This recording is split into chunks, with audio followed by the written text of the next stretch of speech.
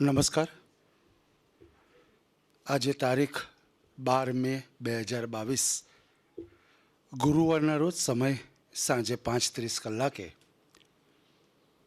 આત્મા હોલ, આશ્રમ રોડ, અમદાવાદ ખાતે ગુજરાત સાહિત્ય અકાદમી અને હોમ કોમ્યુનિકેશનના સંયુક્ત ઉપક્રમે નવલકથાકાર, વાર્તાકાર, નિબંધકાર, નાટ્યકાર, કવિ રમણલાલ વસંતલાલ દેસાઈના 131મા જન્મદિન પ્રસંગે સૌંદર્યજોત શીર્ષક હેઠળ સાહિત્યિક વ્યાખ્યાનનું આયોજન કરવામાં આવ્યું છે.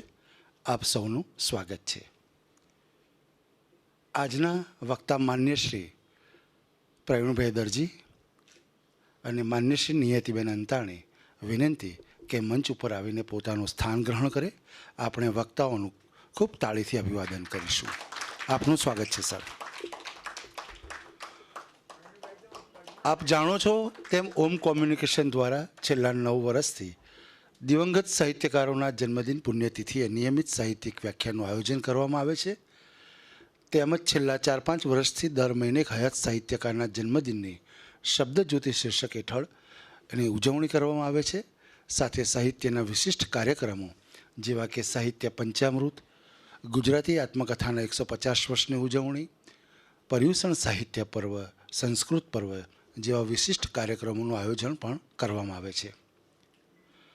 આપણા સર્જકનો, ગુજરાતી ભાષાના સર્જકનો પરિચય સાચો મળી શકે, સ્પષ્ટ મળી શકે અને એમણે કરેલું સર્જન છે એમના તરફ વિશેષ દૃષ્ટિ પડે એ હેતુથી આ કાર્યક્રમોનું આયોજન કરવામાં આવે છે. આયોજન થયેલ તમામ કાર્યક્રમ યુટ્યુબમાં સાહિત્ય વિમર્શમાં અપલોડ કરવામાં આવે છે. સૌ પ્રથમ આપણે વક્તાઓનું સ્વાગત કરીશું. હું માન્ય શ્રી મધુસૂદનભાઈ પટેલને વિનંતી કે આપ આવો અને સાહિત્યકાર પદ્મશ્રી પુરસ્કૃત માન્ય શ્રી પ્રવીણભાઈ દરજીનું સ્વાગત કરો.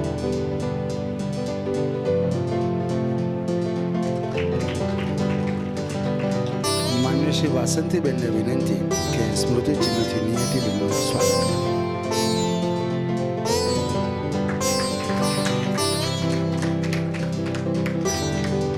આભાર મધુસૂદનભાઈ. કાર્યક્રમનો પ્રારંભ કરીએ. સૌ પ્રથમ રવ દેસાઈના જીવન વિશે માન્ય શ્રી નિયતિબેન વક્તવ્ય આપશે અને ત્યારબાદ નિબંધકાર રવ દેસાઈ વિશે માન્ય શ્રી દરજી સાહેબ વક્તવ્ય આપશે. આ બંને વક્તવ્ય વચ્ચે સંચાલકની કોઈ ભૂમિકા રહેશે નહીં, જેની ખાસ નોંધ લેશો. તો હું માન્ય શ્રી નિયતિબેનને વિનંતી કરું, આપ આવો અને વક્તવ્યનો પ્રારંભ કરો. નમસ્કાર. અમદાવાદની બળબળતી બપોર નહીં પણ બળબળતી સાંજે આજે આપ સર્વને હું ખાસ સૌથી પહેલાં હું આભાર માનીશ, કારણ કે ખાસ કરીને જે સાંભળવા ઉપસ્થિત રહ્યા હોય, એટલે કે જે ખરેખર રસિકજનો છે એ લોકો બધા ઉપસ્થિત રહ્યા છે. તો સૌપ્રથમ હું આભાર માનીશ. લગભગ 1 મહિના પહેલાં મનીષભાઈનો ફોન આવ્યો હતો અને કારણ કે એમના નિયમિત કાર્યક્રમો આ રીતે અમે ફોલો કરતા હોઈએ છીએ, એટલે અહીં ન પહોંચાય તો થોડા ડિજિટલાઇઝ થઈ ગયા છીએ, એટલે યુટ્યુબના માધ્યમથી પણ એ વક્તાઓ સુધી પહોંચતા હોઈએ છીએ. તો 1 મહિના પહેલાં મનીષભાઈનો ફોન આવ્યો હતો કે આવી રીતે 12મી મેનો આપણે કાર્યક્રમ રાખ્યો છે અને રવ દેસાઈના જીવન સંદર્ભે તમે બોલશો. હવે જ્યારે એમનો ફોન આવ્યો અને જે પ્રકારની એ સાહિત્યિક પ્રવૃત્તિઓ કરે છે અને આ મંચ ઉપર જે વિદ્વત વક્તાઓ ઉપસ્થિત રહે છે, હવે ત્યાં બેસવાનો અને ત્યાંથી આ મંચનો મારે બોલવા માટે ઉપયોગ કરવાની વાત આવી એટલે પહેલાં તો મને વિચાર જ ના આવ્યો કે રવ દેસાઈના જીવન વિશે મેં કેટલું વાંચ્યું છે, મને શું ખબર છે. એ બધો જ વિચાર કરતાં પહેલાં મેં હા જ પાડી દીધી, કારણ કે આવો મોકો કેવી રીતે ગુમાવાય. તો એ મેં હા જ પાડી દીધી અને પછી મનોમંથન શરૂ થયું અને પછી ખબર પડી કે દરજી સાહેબ પણ વક્તા છે, પહેલાં નરેશ વેદ સાહેબ પણ હતા, એટલે પગ ઢીલા થઈ ગયા. હવે કેવી રીતે આ મંચ પરથી હું આ મંચનું માન રાખીને આ મંચની ગુણવત્તા જાળવીને ઘણા ગમતા અને ઘણા વિદ્વત એવા આપણા સાહિત્યકાર રવ દેસાઈને આપ સર્વ સમક્ષ હું પહોંચાડીશ. રવ દેસાઈ વિશે આમ જુઓ તો વાંચ્યા ઘણા છે એમને. પૂર્ણિમા વાંચી છે, જયંત વાંચી છે, શિરીષ વાંચી છે, ગ્રામલક્ષ્મી, ભારેલો અગ્નિ. એને સ્કૂલમાં ભણતા હતા ત્યારે પેલી અપરમાવાળી વાર્તાથી લઈને રવ દેસાઈ શરૂ થાય છે. પણ જીવન માત્ર સાહિત્યના ઇતિહાસમાં હતું એટલું જ. કારણ કે વર્ષોથી હું ભણાવું છું અને સાહિત્યની હું આમ વિદ્યાર્થીની ખરી, પણ ક્યારેય સર્જક તરીકે રવ દેસાઈ અભ્યાસક્રમમાં આવ્યા જ નથી આટલા વર્ષોમાં. તો જનરલી ક્યારેક એવું બને કે આપણે જે સર્જકને પુષ્કળ વાંચતા હોઈએ પણ ક્યારેક જીવન એમનું હાંસિયામાં રહી જતું હોય છે આપણા ધ્યાનમાંથી, એવું બનતું હોય છે. તો મને આ બહાને સૌથી મોટી તક મળી કે ગમતા એવા સર્જક, કારણ કે 10મા ધોરણની મેં પરીક્ષા આપી, પછી હું MJ લાઇબ્રેરીમાં મેમ્બર થઈ હતી અને ત્યારે જો રવ દેસાઈનો ખરેખર મને પરિચય મળ્યો હતો પૂર્ણિમાથી. હવે ઉંમર નાની હતી ને આમ પૂર્ણિમા આમ પ્રેમ કથા એટલે સ્વાભાવિક રીતે આટલા વર્ષો પહેલાં પણ વાંચેલી છે એ વર્ષો સુધી છાપ છોડીને જાય. અને પાછા બંગાળી સર્જકો પણ ગમતા, શરદ બાબુ છે કે, એટલે મને ક્યાંક ને ક્યાંક એ પૂર્ણિમામાં એ બંગાળી સર્જકોની છાંટ દેખાયા કરતી. એટલે એ રીતે પણ રવ દેસાઈ પ્રત્યે ઘરોબો બંધાયો. અને પછી એમાંથી જયંતની, શિરીષની, ગ્રામલક્ષ્મી ને ભારેલો અગ્નિ બહુ પાછળથી જીવનમાં આવી. કારણ કે એ સમજવા જેટલી એક સમજ શક્તિ છે એ બહુ પાછળથી કેળવાઈ.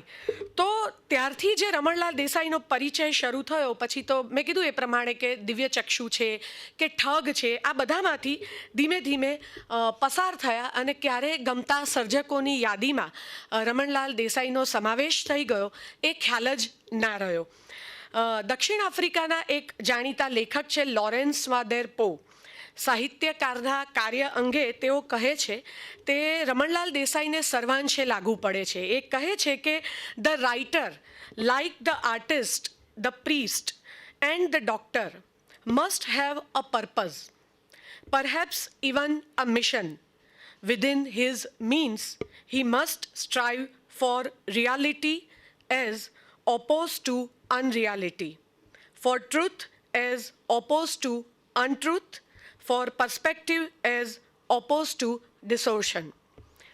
હવે રમણલાલ દેસાઈ જે જમાનામાં લખતા હતા એ જમાનામાં આપણે ત્યાં કલાને ખાતર કલાનો વાદ મુનશી અને અન્ય સર્જકો દ્વારા પુરસ્કૃત થઈ ચૂક્યો હતો. પણ રમણલાલ દેસાઈએ પોતાની સમગ્ર લેખન કારકિર્દી દરમિયાન પોતે સ્વીકારેલા ધ્યેય કે હેતુ પરથી નજર ઉઠાવી નથી. એમના લખાણોમાં આપણને સમકાલીન યુગના પરિબળો, પ્રવૃત્તિઓ, પરિકલ્પનો વગેરેનું પ્રતિબિંબ ઝીલાયું છે. અને એટલે જ તો વિશ્વનાથ ભટ્ટ એમને યુગમૂર્તિ વાર્તાકારનું બિરુદ આપે છે. આપણે બધા જ જાણીએ છીએ કે કોઈ પણ સર્જક હોય એ કોઈ પણ યુગનો કેમ ના હોય, નરસિંહ મહેતાથી શરૂઆત કરીએ અને અત્યાર સુધીના સમય સુધી પણ લઈ લઈએ, એના જીવન ઉપર, એને ઘડનારા જીવન અને સાહિત્ય બંને ઉપર એને ઘડનારા પરિબળો હોય, કુટુંબ છે, અભ્યાસ છે, વતન છે, મિત્રો છે, કારકિર્દી છે, એનું પોતાનું વાંચન છે અને જીવનના જે અનુભવો છે, આ બધાની અસર આપણને જોવા મળે જ છે. એવી જ રીતે જ્યારે આ રવ દેસાઈ, રમણલાલ વસંતલાલ દેસાઈના સંદર્ભમાં, જીવનના સંદર્ભમાં મારે બોલવાની વાત આવી તો સ્વાભાવિક રીતે કે આપણે સંદર્ભ ગ્રંથો ઉથલાવીએ, સાહિત્યના ઇતિહાસ ઉથલાવ્યો, વિશ્વકોશમાં નજર નાખી, ક્યાંકથી સંદર્ભ પુસ્તકો પ્રાપ્ત થાય, એ પણ બધું જોયું. પણ મુખ્ય જીવનમાંથી પસાર થવાનું હતું એટલે એમની 2 આત્મકથામાંથી હું ખાસ પસાર થઈ. ગઈકાલ અને બીજી છે મધ્યાહનના મૃગજળ. ખાસી જાડી એવી છે, લગભગ 300-350 પાનાની એક આત્મકથા છે. એટલે એ બધું મળીને 600-700 પાના અહીંયા મારે અડધો કલાકમાં સમાવવા અઘરા તો પડે. પણ મેં પ્રયત્ન કર્યો છે કે મને જે સ્પર્શ્યા છે એ પ્રસંગો અને એમના વ્યક્તિત્વને ઉજાગર કરે છે, એમના વ્યક્તિત્વને બહાર લઈ આવે છે એવા પ્રસંગો તમારી સમક્ષ હું મૂકીશ. આમ તો અડધો કલાકનો સમય હતો પણ મનીષભાઈએ થોડીક છૂટ આપી છે. અને હા, વેકેશન ચાલે છે અને વિદ્યાર્થીઓ મળતા નથી તો હું કદાચ કદાચ થોડો માઇકનો વધારે ઉપયોગ કરી લઉં તો રોકી લેજો સામેથી.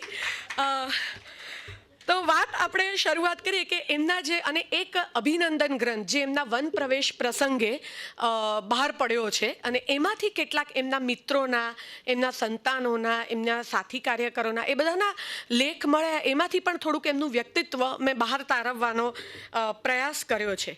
તો આ બધામાંથી જ્યારે હું પસાર થઈ ત્યારે મને એવો અનુભવ થયો કે રમણલાલ વસંતલાલ દેસાઈએ પોતાના જમાનાના સંદર્ભમાં જે કાંઈ અવાસ્તવિક હોય, અસત્ય મનાતું હોય કે વિકૃત જણાતું હોય તેને પ્રોત્સાહન ક્યારેય નથી આપ્યું.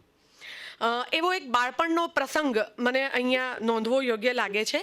આમ તો જ્ઞાતિએ તેઓ વડનગરા નાગર અને એમના મોસાળમાં નાગર અને ચુસ્ત વૈષ્ણવના કડક આચાર રહેતા. ઘરમાં આખી વિસ્તૃત દેવ સેવા પણ હતી અને પરનાતમાં ખાવાની પણ છૂટ હતી નહીં.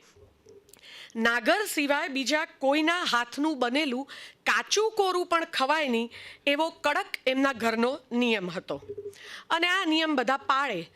અને રમણલાલના એક વણિક મિત્ર હતા, બહુ એમના નજીકના મિત્ર, અને પોતે પણ ખૂબ મિત્ર પણ ભાવિક અને ધાર્મિક.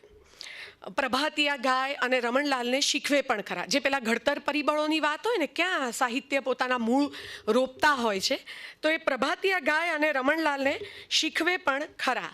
હવે એકવાર સવારે શાળાએ જતા એ મિત્રએ રમણલાલને પોતાના ઘરે ધરાવેલો પોતાના ઠાકોરજીનો પ્રસાદ આપ્યો અને કંઈક મઠિયું કે ખારી પૂરી જેવું કંઈક પ્રસાદમાં હતું. પણ રમણલાલને તરત ભાન થયું કે હું નાગર, એટલે એમણે ના પાડી કે આ પ્રસાદ નથી લેવો. એમણે ચોખ્ખી ના પાડી. હવે પેલા મિત્રએ ભય બતાવ્યો કે પ્રસાદનો અનાદર કરીએ ને તો ઈશ્વર ગુસ્સે થઈ જાય, ઈશ્વર કોપાયમાન થાય. એટલે રમણલાલને ભય પણ લાગ્યો અને પેલો પ્રસાદ જોઈને જરાક સ્વાદની લોલુપતા પણ આવી. એટલે એમણે એ પ્રસાદ લઈ લીધો, ખાઈ પણ લીધો. પણ જેવો ટુકડો પ્રસાદનો મુખમાં નાખ્યો અને રમણલાલ પોતે કહે છે કે મારું નાગરત્વ જાગી ઉઠ્યું. અને જે પશ્ચાતાપ એમણે પેલા જેસિંગ માસ્તરના તમાચાથી જે ચણચણાટ થતો હોય એવો પશ્ચાતાપ મારા હૃદયમાં થવા લાગ્યો અને મને આજ સુધી સાંભળી રહ્યો છે એવું પણ રમણલાલ કહે છે. અને સમગ્ર ઘટનાને વર્ણવતા તેઓ કહે છે, આ બહુ જે વ્યક્તિત્વ બહાર આવે છે રમણલાલનું એ આ છે કે સમગ્ર ઘટનાને તો એ વર્ણવે છે અને કહે છે કે કોઈ પણ જ્ઞાત કે ધર્મના માણસને ત્યાં જમતા વટલાય એ નાગર જ નહીં. સંસ્કાર, વાતાવરણ આપણી માન્યતાઓને ઘડે છે. તો આ જ ઘડતર ક્યાંક રમણલાલનું આગળ પણ જાય છે. એવા આ રમણલાલ વસંતલાલ દેસાઈ જ્યારે 1892માં જન્મ્યા ત્યારે દેશમાં અર્વાચીન યુગના પગરણ થઈ ચૂક્યા હતા.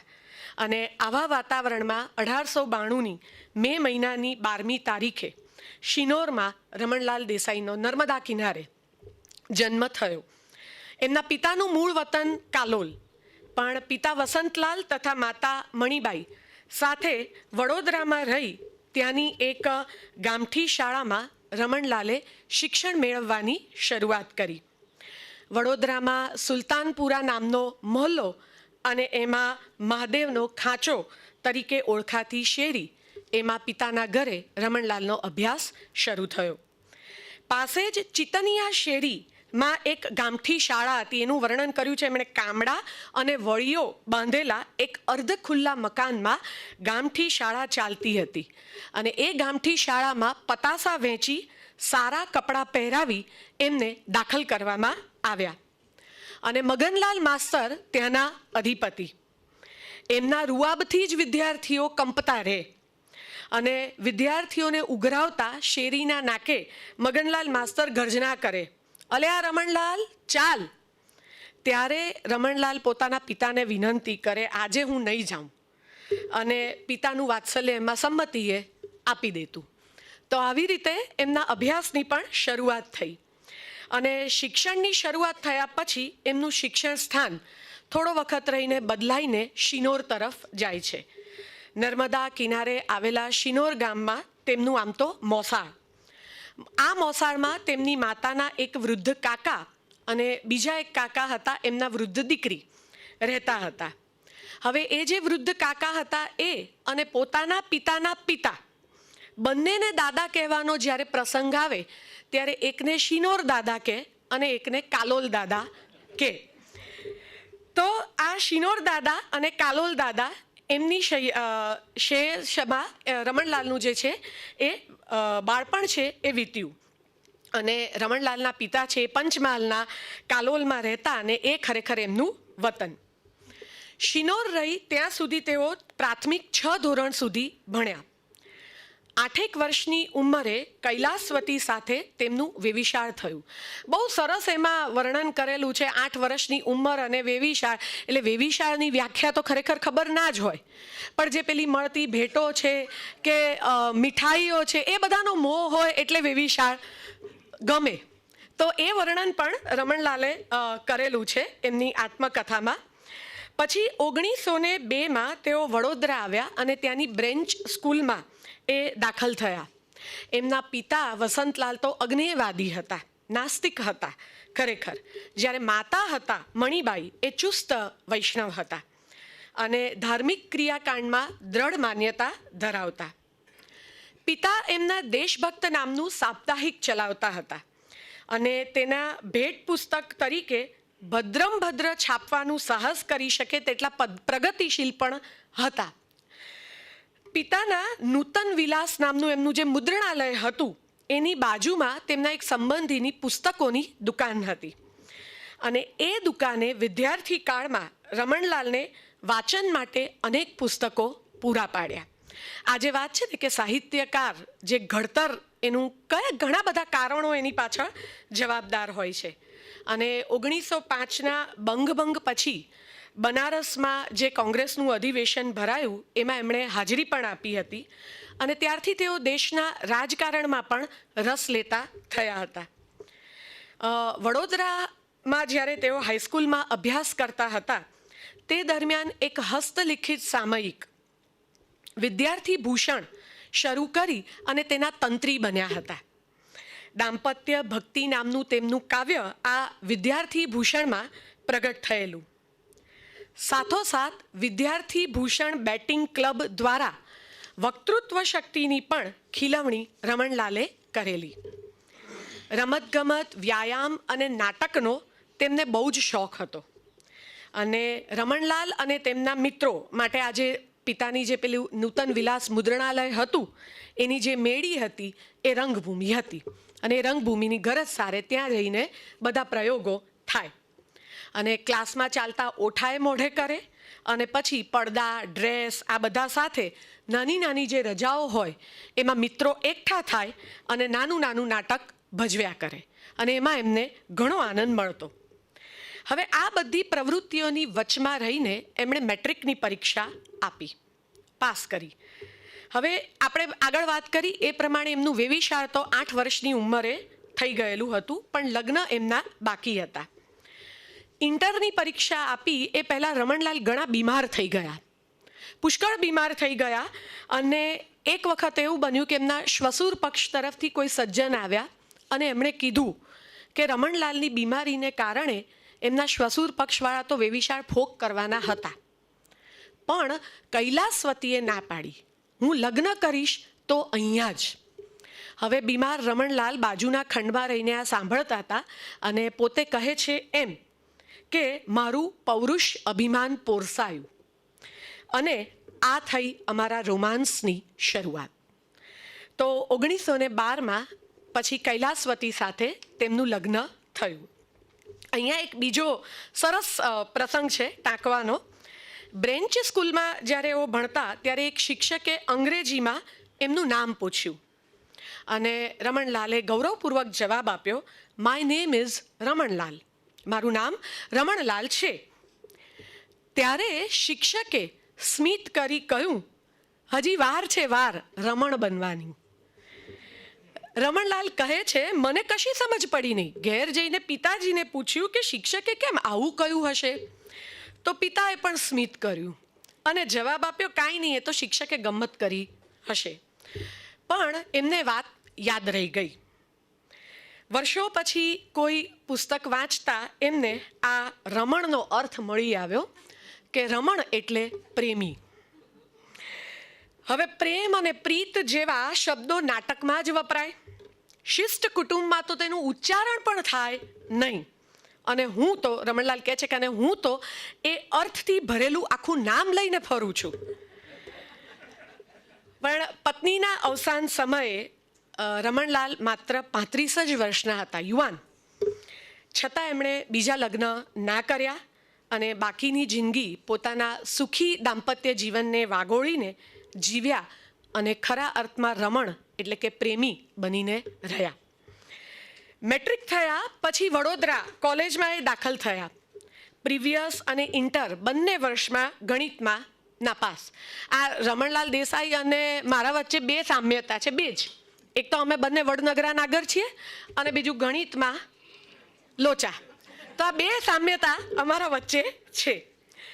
એટલે રમણલાલ પોતે કહે છે કે 5 વર્ષની ઉંમર સુધી તો ગણિત સાથે મારે બહુ મૈત્રી હતી, પણ પછી કડવો સંબંધ બંધાઈ ગયો ગણિત સાથે. એટલે જ્યારે તેઓ નોકરીમાં ચાલુ હતા ત્યારે શ્રીમંત વડોદરા મહારાજાએ એમને આયપત વેરા અને વેચાણ વેરા ખાતાના મુખ્ય અધિકારી નિમ્યા. ત્યારે રમણલાલને એવું લાગ્યું કે બિક્કણને સેનાનાયક બનાવવાનો પ્રસંગ આવ્યો. અને એનાથી એ વિશેષ ઘટના એવી બની કે અંકશાસ્ત્રના શિક્ષણ માટે વડોદરા સરકારે એમને કલકત્તા મોકલી આંકડાના ઉપયોગ અર્થે ખોલેલા એક નાનકડા ખાતાની પુનર્ઘટનાનું કામ સોંપ્યું.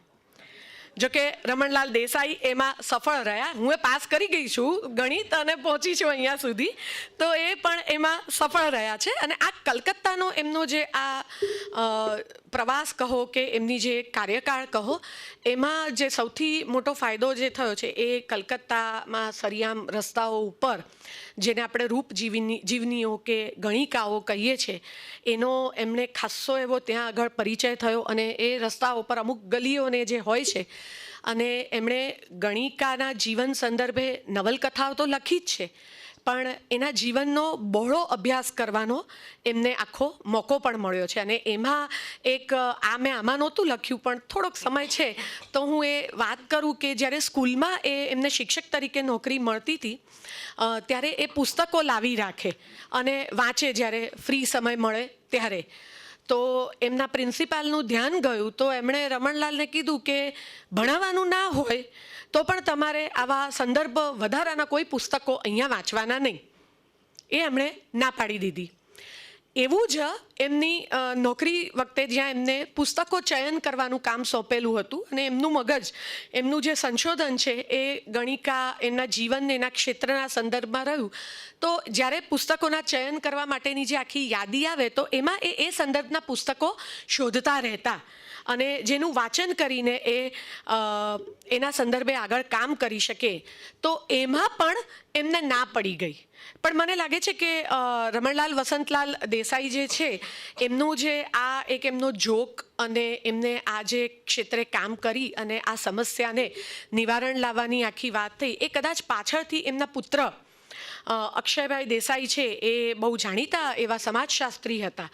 તો ક્યાંક એમના મૂળમાં કદાચ આ રમણલાલ દેસાઈનો એ સ્વભાવ પણ ક્યાંક પડેલો હોય. કારણ કે કોલેજના અભ્યાસકાળ દરમિયાન રમણલાલ દેસાઈ મિત્રો સાથે સમાજવાદ, સામ્યવાદ, લગ્ન જેવા વિષયો પર ચર્ચા પણ કરતા અને ચર્ચા સભામાં ભાગ લઈ અને વ્યાખ્યાનો પણ આપતા.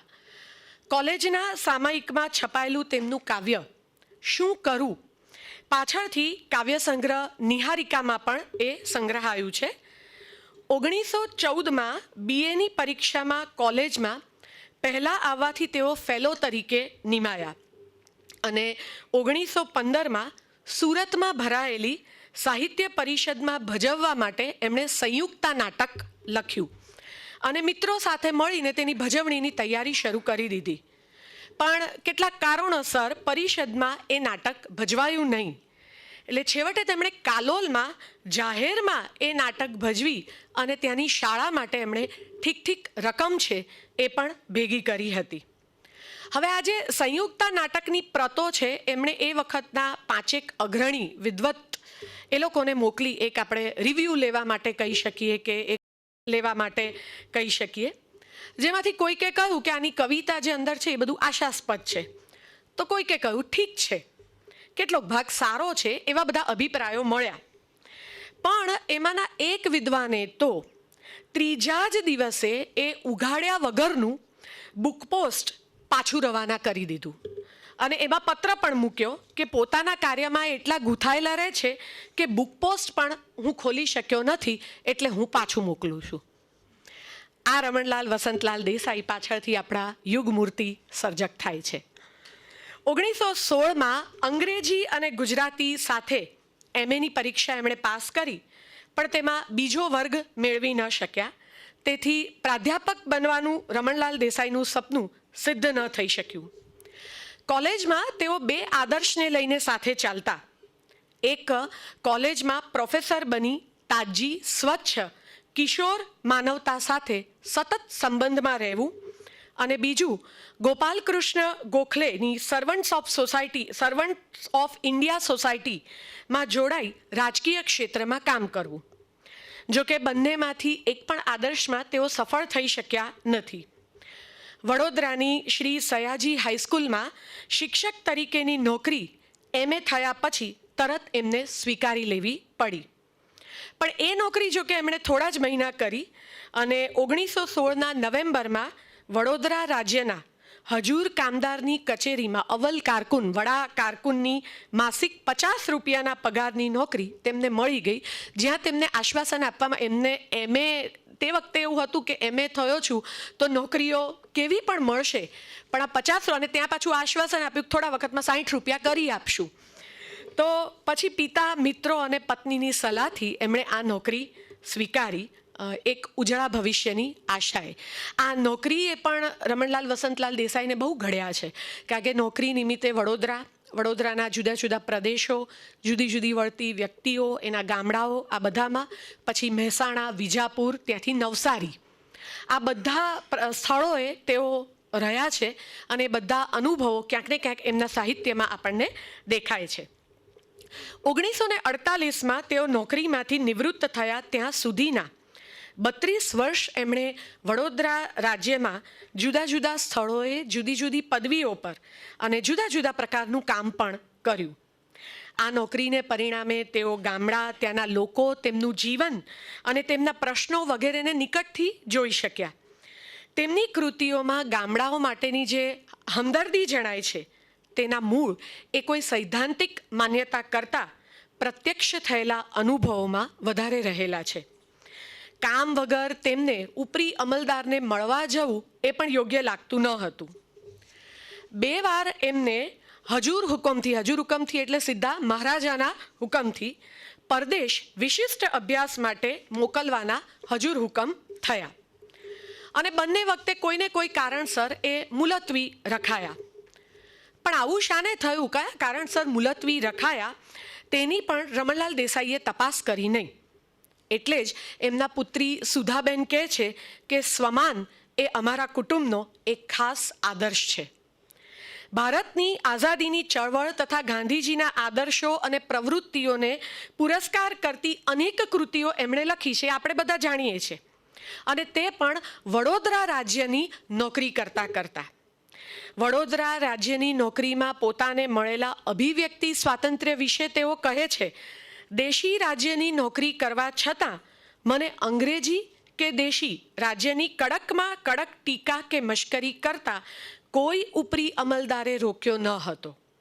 એ આજના સ્વાતંત્ર્ય યુગમાં મારે સાભાર કબૂલવું જોઈએ. દેશી રાજ્યની આ નોકરીએ રમણલાલ દેસાઈને લેખન કાર્યમાં સગવડ કરી આપી એ ખરું, પણ ગાંધીજી અને કવિ નાનાલાલની વિચારસરણી અને કૃતિઓ ઉપરાંત રમણલાલને લેખનમાં સતત પ્રેરણા આપનાર એક પાતળું ઝરણું તે તેમનું સુખી અને સંવાદી, સમજણ ભરેલું દાંપત્ય જીવન. 1927માં પત્ની કૈલાસવતીનું મૃત્યુ થતાં 15 વર્ષના દાંપત્ય જીવનનો અંત આવ્યો. તે વખતે પુત્ર અક્ષયકુમાર અને પુત્રી સુધાબેન બંને બાળકો નાના હતા, પણ તેમણે બીજું લગ્ન ન જ કર્યું અને બંને સંતાનોનો ઉછેર પોતાને માથે લીધો.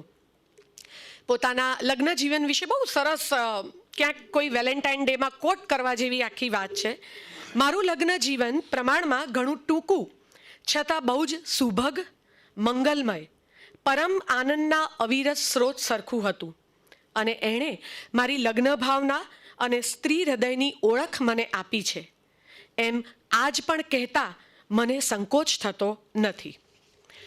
સરકારી નોકરીમાંથી અને પછી રમણલાલ એક પ્રસંગ એવો ટાંકે છે કે એ જ્યારે સરકારી નોકરીમાં જતા ત્યારે આમ પોતે તો સાદા પણ પહેરવેશનું ધ્યાન એમના પત્ની રાખતા અને પત્ની પર જ છોડી અને કહે છે કે સ્ત્રી પર છોડી દેવું બહુ સહેલું સારું પડતું હોય છે કેટલીક બાબતો આપણે સુખી થઈ જઈએ તો એ બધું એમણે પત્ની પર છોડી દીધું હતું અને એ નક્કી કરે એ પ્રમાણે આજની ભાષામાં કહું તો ડ્રેસિંગ કરીને એ જતા હતા.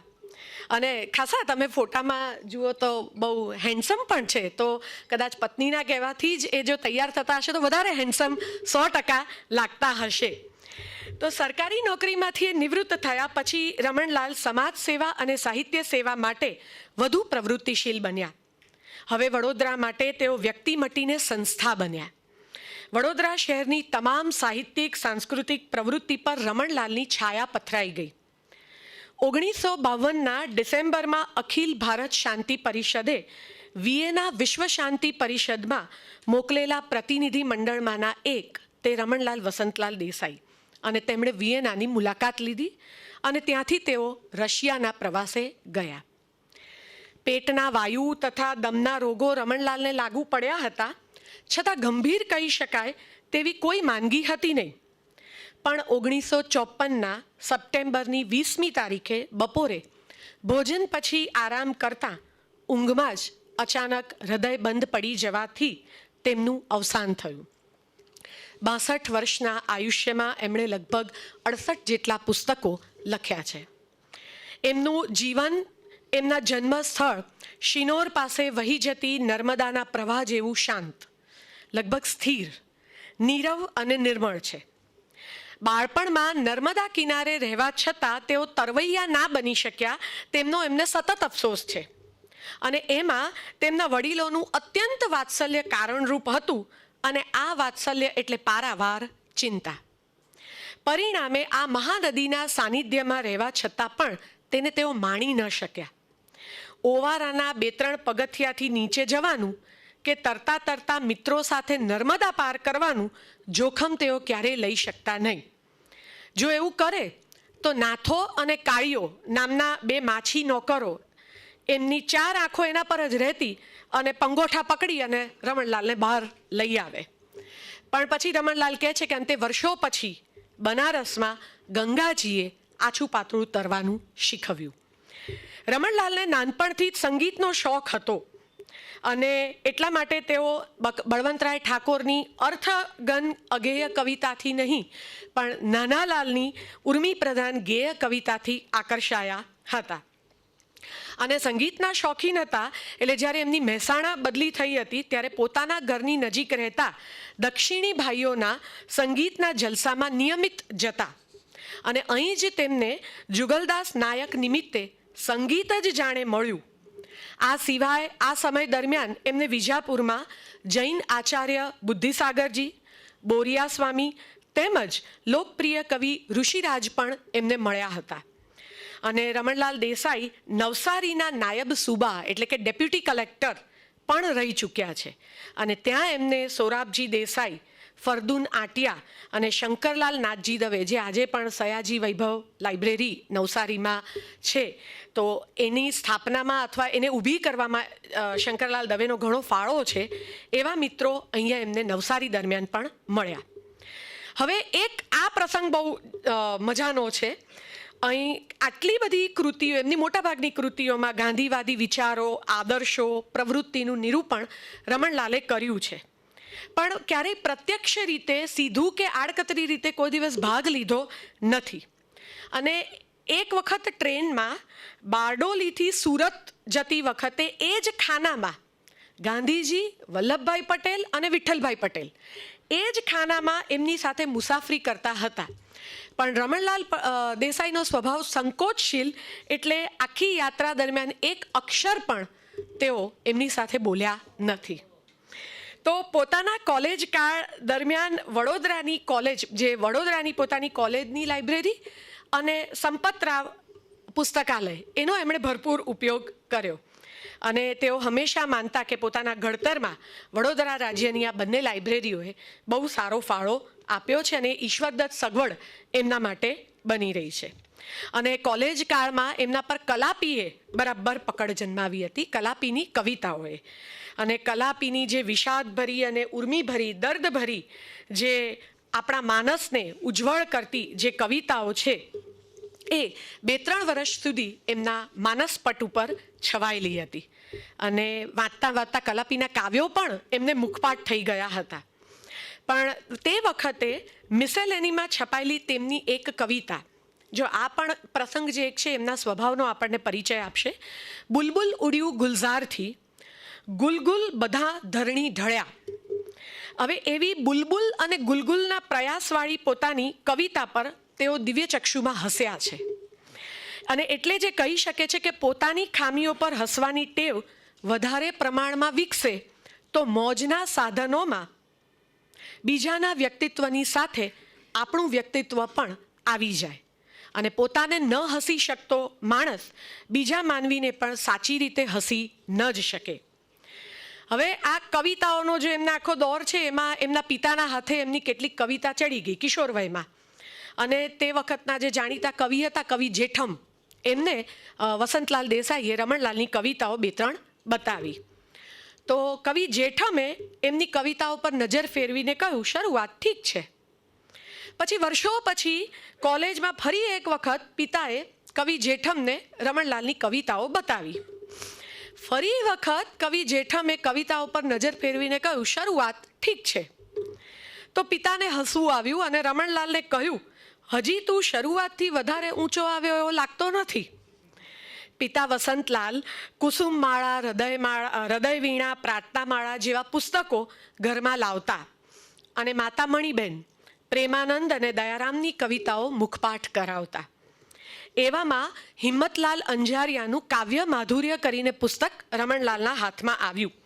અને તેઓ કહે છે કે આ પુસ્તક એ મારો વર્તમાન ગુજરાતી કાવ્ય સાહિત્યનો પ્રથમ કિંમતી સંપર્ક. ફેલો તરીકે નિમાયા હતા ત્યારે 8 વિદ્યાર્થીનીઓ કોલેજમાં અભ્યાસ કરતી, જેમાંના એક તે શ્રી હંસાબેન મહેતા. સ્ત્રી કેળવણીનો ઇતિહાસ લખાવો જોઈએ એવું તેઓ દ્રઢપણે માનતા. એટલે તેમના પુત્રી સુધાબેન જણાવે છે કે સ્ત્રીઓ વિશેના એમના વિચારો ઘણા આગળ પડતા હતા. તેઓ કહેતા કે સ્ત્રીનો નિશ્ચય એ શક્તિનો નિશ્ચય, સ્ત્રીનો સંબંધ, સ્ત્રીનો સહચાર પુરુષને સંસ્કાર અર્પે છે. અને અહિંસા પણ એમનો મુખ્ય સિદ્ધાંત હતો. અને કહેતા કે અહિંસાનું પાલન કરે ત્યારે જ પુષ્કળ શક્તિવાળો માણસ પણ સાચો અહિંસક કહી શકાય. અહિંસા પણ વીરત્વ માંગે છે. હવે એવી જ રીતે એ આ જ સંદર્ભમાં ડિબેટિંગ જે એમની ક્લબ હતી એમાં અંબુભાઈ પુરાણી અને રમણલાલ દેસાઈ વચ્ચે ચર્ચાઓ ચાલી. શેના માટે યુદ્ધ અનિવાર્ય છે? તો અંબુભાઈ પુરાણી યુદ્ધની ફેવરમાં હતા અને રમણલાલ દેસાઈ છે એ યુદ્ધના વિરુદ્ધમાં હતા અને સામસામા આવી ગયા હતા. એટલી બધી ચર્ચાઓ એ લોકો વચ્ચે ચાલતી હતી. રમણલાલ દેસાઈ જે છે એ પોતાની આત્મકથા ગઈકાલમાં લખે છે. આ એમનું એક વ્યક્તિત્વનું અલગ પાસું પણ બહાર આવે છે. આત્મકથાઓ કોઈ નર્મદ લખે જેના જીવનમાં પ્રેમ શૌર્ય છલકાતા હોય. આત્મકથા કોઈ મણીલાલ નભુભાઈ લખે જેના જીવનમાં અભેદ માર્ગ પ્રવાસની કેડીઓ પડી હોય. આત્મકથા કોઈ ગાંધી લખે જેણે જીવનની ક્ષણે ક્ષણ સત્યના પ્રયોગોમાં જ વિતાવી હોય. આત્મકથા કોઈ મુનશી લખે જેનું જીવન રંગ, સાહસ અને કલ્પનાના કંપ અનુભવી રહ્યું હોય. આજ સુધી મને એમ લાગ્યું નથી કે આત્મકથા લખવા સરખું મહત્ત્વ મારા જીવનમાં હોઈ શકે. સામાન્ય માનવી કરતાં મારા જીવનમાં એવું કશું જ વિશિષ્ટ તત્વ નથી કે જેને પ્રગટ કરી હું કોઈને પણ દોરવણી આપી શકું. આ નમ્રતા નથી. નમ્રતાનો ઢોંગ નીચે સંતાયેલો અહમ પણ નથી. આ સાચામાં સાચી વાત છે. નોંધવા સરખા મહાપ્રસંગો મારા જીવનમાં બન્યા છે જરૂર, પણ એવા એકે પ્રસંગમાં હું કર્તા, કર્મ કે ક્રિયાપદ નથી. આવું રમણભાઈ પોતે કહે છે. ગઈકાલે અમારા અધ્યાપક સંઘના ગ્રુપમાં આ મેસેજ ગયો આજના વ્યાખ્યાન સંદર્ભે, તો મને એક સરસ, જે મારા ધ્યાનમાં નહોતો આવ્યો, એક સરસ પ્રસંગ ડીસા કોલેજના પ્રિન્સિપાલ રહી ચૂકેલા અમૃતભાઈ પટેલે મને ધ્યાનમાં દોર્યો. તો એ પ્રસંગ હું વર્ણવી અને પૂર્ણાહુતિ તરફ જઈશ. ઊંઝામાં દૂધલી તળાવના કાંઠે મોટી અને ભવ્ય રમણવાડી આવેલી છે. આ રમણવાડી રમણલાલ વસંતલાલ દેસાઈના નામ પરથી પાડવામાં આવી છે. જે વાડીમાં પ્રવેશતા જ રમણલાલ વસંતલાલ દેસાઈનો ફોટો મૂકવામાં આવ્યો છે. ઊંઝાના પાટીદારોને રમણલાલ દેસાઈ આ સમાજવાડીના ભૂમિ અધિગ્રહણ માટે મદદરૂપ બન્યા હતા અને એની સ્મૃતિ રૂપે આ વાડીનું નામ રમણવાડી રાખવામાં આવ્યું છે. રમણભાઈ તેમની વહીવટી અધિકારી તરીકેની નોકરી દરમિયાન ઊંઝામાં 5 થી 10 દિવસ સુધી ચાલતા જન્માષ્ટમીના તહેવાર દરમિયાન સ્ત્રીઓ દ્વારા ગવાતા ગીતો સાંભળવા અને ચૈત્ર માસમાં ભવાઈના વેશ જોવા ઊંઝા અને આસપાસના ગામોમાં આવતા હતા. કોઈ સાહિત્યકારના નામ ઉપરથી આવી ભવ્ય સમાજવાડી લોકોએ બનાવી હોય એ ઘટના ખરેખર વિરલ જ કહેવાય. અને જેમ અક્ષયકુમાર દેસાઈએ એમનો જે સમાજ સેવાનો ગુણ પકડ્યો, એવી રીતે આ ભવાઈ અને એના વેશો સંદર્ભે સુધાબહેને પણ ઘણું એવું કામ કરેલું છે. રમણલાલનું જીવન સ્વચ્છ, નિર્મળ, અનન્ય સાધારણ પ્રસંગો, મંથનો કે દ્વિધાઓથી ભરેલું નહોતું, પણ હા, સ્વચ્છ, નિર્મળ, શાંત, નિરુપદ્રવી અને નિખાલસ એમનું વ્યક્તિત્વ હતું. એમના વ્યક્તિત્વના કેટલાક ગુણોને કારણે તેમના અંગત મિત્ર મંડળમાં તેઓ નવાબ તરીકે ઓળખાતા અને કુટુંબમાં ભાઈ સાહેબના વહાલા નામથી તેઓ ઓળખાતા. તેઓ પોતે જ કહે છે, મારું નાનકડું જીવન હિન્દના નહીં તો ગુજરાતના મહાપ્રવાહનું એક બિંદુ છે. તેમની બંને આત્મકથાઓ, કેટલાક સંદર્ભ ગ્રંથો અને મેં કીધું એ પ્રમાણે વન પ્રવેશ પ્રસંગે પ્રગટ થયેલો અભિનંદન ગ્રંથ, આ બધામાંથી પસાર થયા બાદ આપ સૌની સમક્ષ મારા ગમતા સર્જકોમાંના એક રમણલાલ વસંતલાલ દેસાઈના જીવન પ્રવાહમાંથી કેટલાક જ બિંદુઓ અર્પી શકવાનો મેં પ્રયાસ કર્યો છે. મને આશા છે કે આપ સૌની અપેક્ષાએ ખરી ઉતરી અને હું રમણલાલ વસંતલાલ દેસાઈને અહીંયા તાદ્રશ કરી શકી હોઈશ. ફરી એકવાર આપ સર્વનો ખૂબ ખૂબ આભાર. Thank you. સાહિત્ય અકાદમી ગાંધીનગરના પ્રમુખશ્રીની પ્રતીક્ષા કરીએ છીએ. ઓમ કોમ્યુનિકેશનના મારા યુવાન મિત્ર અને કવિ મનીષભાઈ, અને જેમને હું 2 વર્ષના લાંબા કોરોના કાળ પછી જેમના દર્શન માટે આવ્યો છું, એ સૌ મારા મિત્રો, મુરબ્બીઓ, અને હમણાં આપણી સમક્ષ રમણલાલનું એક સજીવ ચિત્ર ઊભું કરી આપ્યું એ મારા વિદ્વાન અને સાથી વક્તા ડૉક્ટર નિયતિબેન. એમને એક ટ્રેક ઉપર ગાડી લાવી દીધી છે અને હું તો નિષ્ફળ ડ્રાઈવર છું. વારંવાર ટ્રેક ઉપરથી ઉતારી દેનારો માણસ છું ગાડીને, અને એક્સિડન્ટ થઈ જાય ને વારંવાર ગાડી ઉતરી જાય તો એમ કે, અને મને એક્સિડન્ટ કરવાની છૂટ મનીષભાઈ આપી દીધી. કહે છે કે 3જા વખતા નથી, એટલે તમે ગાડી ટ્રેક ઉપરથી ઉતારી હોય તો ઉતારજો એમ કે. બરાબર છે. પણ અહીંયા બેઠેલા માણસો અને હું જે લઈને આવ્યો છું એમાં મારી પાસે કોઈ નિયતિબેન જેવી વિદવત્તા નથી. મારે તો મારો રમણલાલ છે, મારા પ્રદેશનો પંચમહાલનો રમણલાલ છે, મારા ગામથી 14 કિલોમીટર દૂરનો માણસ છે. સુધાબેન સાથે ભવાઈની મેં વાતો કરી છે, એમનો પરિવાર છે.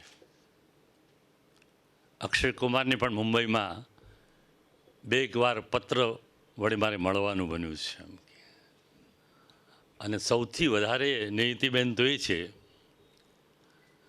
કે 1944માં એમને કશું લખ્યું નહોતું. રમણલાલે 1944માં એક પણ પુસ્તક નહોતું લખ્યું, કારણ કે એ 1944માં મારો જન્મ થયો હતો. આવું અંતઃસૂત્ર બહુ ઓછાની પાસે હોય છે.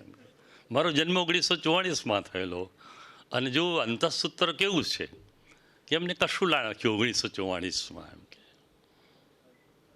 તો એવા માણસ વિશે મારે બોલવાનું હોય, ઘરનો માણસ છે માનો તો એમ કે.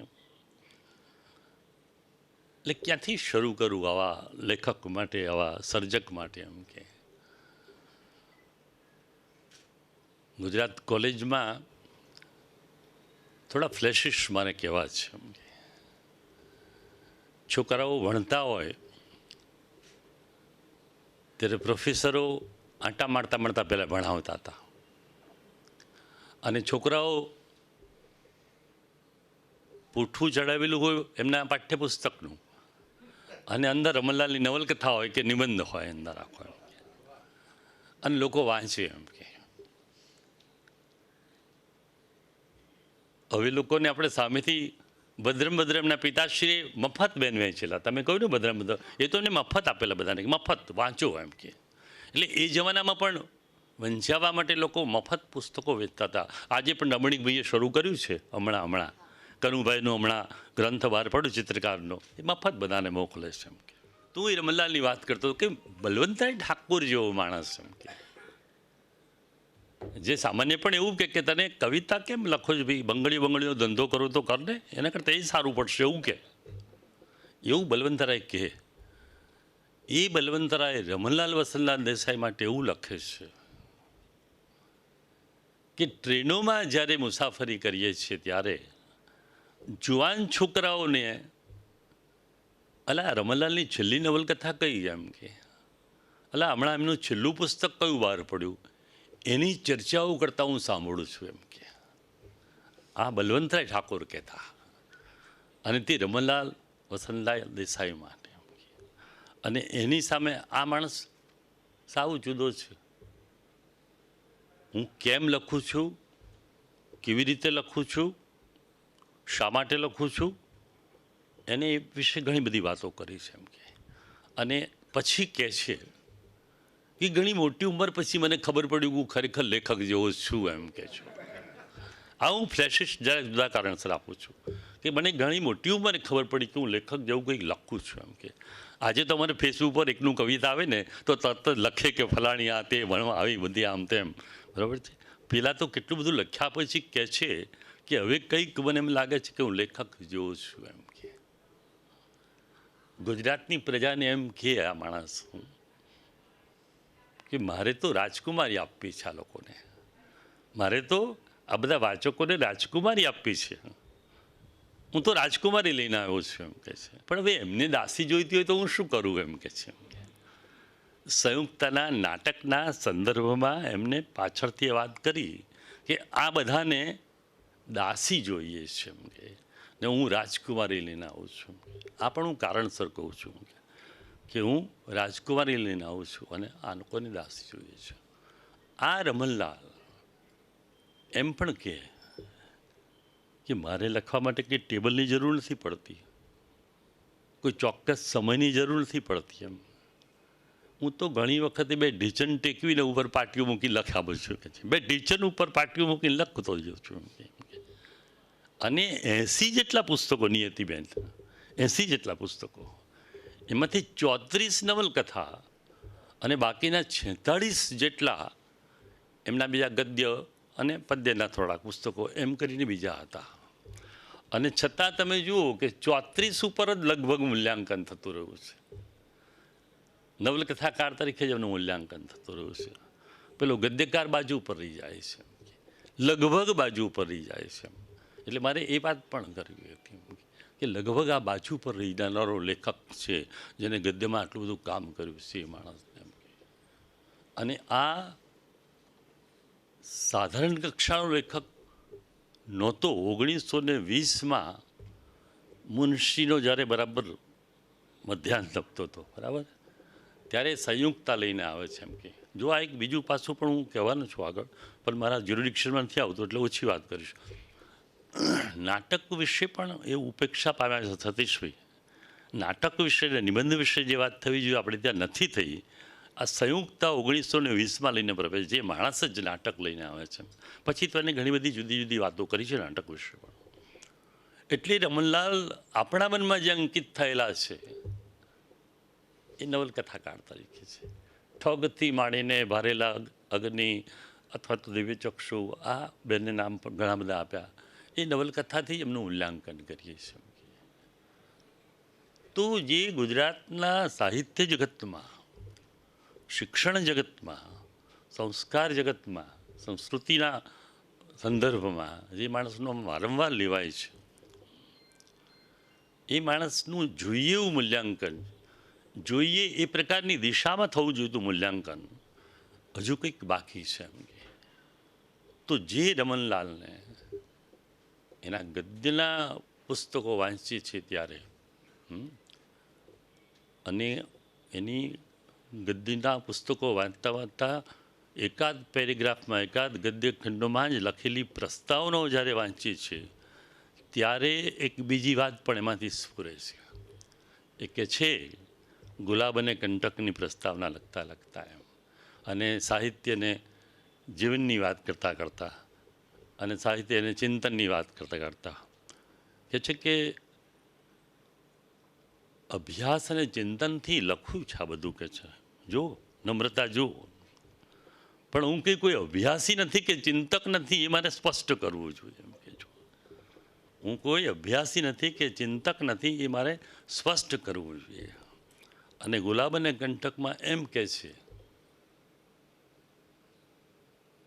કે ગુલાબ પણ છે પણ એની સુગંધ તો કોકને જ આવશે. એમ કે એની સુગંધ તો કોકને જ આવશે, પણ કંટકો અનેકને વાગશે. કે છે એમ આ કેમ એને આમ કહ્યું હશે, આ કેમ કહ્યું હશે, કંટકો તો અનેકને વાગશે. એમ કે છે એટલે મારે એ વાત ત્યાંથી શરૂ કરવું છે કે આ એના જે ગ્લિમ્સિસ છે બધા જે હું કહી રહ્યો છું અત્યારે. એમ અને બીજી વાત એ સંદર્ભે જે કરવા માગું છું કે ગુજરાતના સંસ્કાર જીવનમાં, ગુજરાતના સાહિત્ય જીવનમાં, સંસ્કૃતિમાં, ગુજરાતી ભાષામાં જેનું નામ ઓગળી ગયું છે એ તો ખરું જ, પણ આપણે સતત સ્મરણમાં રાખવું પડે એવું આ નામ છે.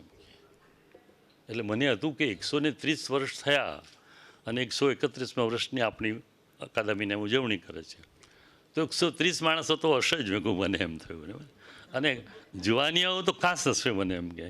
પણ પછી થયું કે ના, આજે તો આટલા 2 વર્ષના ગાળા પછી આટલા આવ્યા તો પણ મારે રમલાની જેમ સંતોષ લેવો પડે કે આ તો બધા ગુલાબની સુવાસવાળા છે. એમ કે કંટકવાળા નથી. એમ કે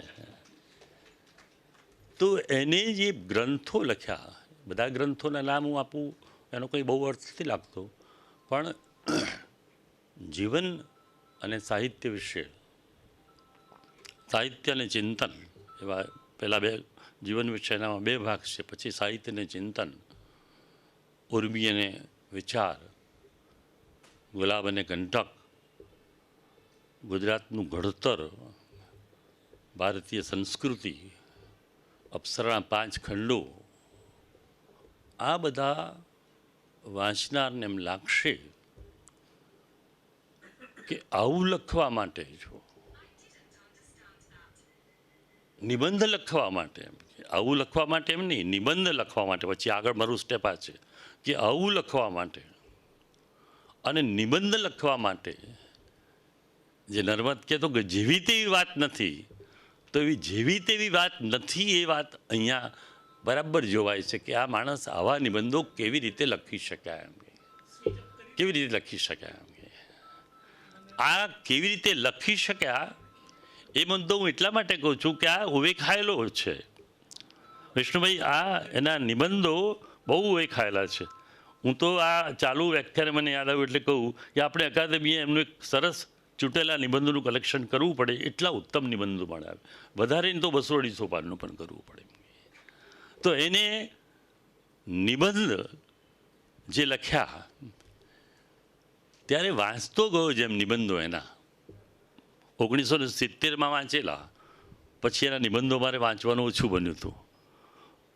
1992માં રમલાલ વસંતલાલ દેસાઈ વિશે એક પુસ્તિકા લખી 32 પાનની, ત્યારે મારે વાંચવાનું બનેલું. અને ફરીથી વિષ્ણુભાઈ મને વંચાવ્યો હમણાં કે તમે આ વાંચો નિબંધો બધા એમ.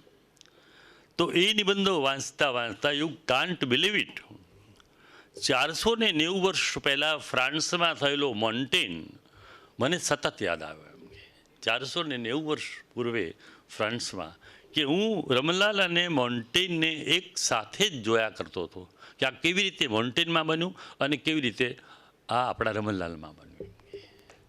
બંને શાસનની નજીક હતા. જો બંને શાસનની નજીક હતા, આ એમનું મોટું સામે છે. બંને થકી શાસન પ્રભાવિત હતું. જો આ પણ એક જુદી વાત છે. બંને પોતાના દેશના મુખ્ય શહેરોમાં હતા. પેલું પેરિસમાં તો આ વડોદરામાં હતા, મુખ્ય શહેરોમાં હતા. જ્યાં શાસન હતું ત્યાં મુખ્ય શહેરોમાં હતા. બંનેને ગ્રામ ચેતના સાથે બહુ સંબંધ હતો. જો બંનેને, રમણલાલને પણ અને મોન્ટેનને પણ. બીજી બાજુ જે ડાઉન ટ્રોડન આખો વર્ગ છે એની સાથે સાથે અપર ક્લાસ જેને કહીએ, ઉન્નત ભૂરું કહીએ આપણે, તો એ લોકો સાથે પણ આ બંનેને લગભગ સરખા સંબંધો હતા એમ કે. અને આગળ બીજી વાત કરું તો બંનેને નરી વ્યાકુળતા હતી પોતાના સમયની સામે, નરી વ્યાકુળતા હતી. ઘણા પ્રશ્નો હતા એમ કે. શાસનની નજીક રહેલા એટલે શાસનમાં જે કંઈક જોયેલું એ કોઈને કહી પણ નહીં શકે અને એમાં રહી પણ નહીં શકે, એવી મોન્ટેનની તો દશા હતી એમ કે. એટલે મોન્ટેન છેલ્લા વર્ષોમાં ગામડામાં જતા રહે છે એમ કે. અને રમલ એ લગભગ અંદરથી ઉદ્વેગ સાથે જતા રહે છે. રમણલાલની અંદર આ બધું હતું જુઓ, પણ પેલો નકારાત્મકતા સાથે જાય છે, રમણલાલ સકારાત્મકતા સાથે જાય છે. આ બધું હતું છતાં પણ તો રમણલાલ સકારાત્મક સાથે જાય છે તો ત્યાં વ્યક્તિનિષ્ઠાથી નિબંધો લખે છે. અને મોન્ટેને મારે આ પ્રગટ થવું છે તો કઈ રીતે કરું, તો વ્યક્તિ ચેતના પોતાની, પોતાનો હું લઈને એમને નિબંધની શરૂઆત કરી. એટલે એકમાં વ્યક્તિનિષ્ઠા છે, હું છે પણ ઘણી ઓછી જગ્યાએ છે, બીજો હુંથી જ આગળ વિસ્તર્યો છે. એટલે હું 490 વર્ષ પહેલાંના મોન્ટેનને એટલે યાદ કરું છું કે મોન્ટેનના નિબંધો ત્યાં અને રમણલાલ વસંતલાલ દેસાઈના નિબંધો અહીંયા, એમાં એક સામે જોતાં જોતાં મને લાગ્યું કે બંને આટલું લખી શક્યા, આ પ્રકારનું લખી શક્યા, એની પાછળ એમની અનુભવ સમૃદ્ધિ છે, એમની વ્યાપક ચેતના છે એમ કે. અને એની સાથે સાથે એમની એ પ્રકારની ઊંડી સંવેદના પણ છે એમ કે. તો જ એ માણસો આવું લખી શકે.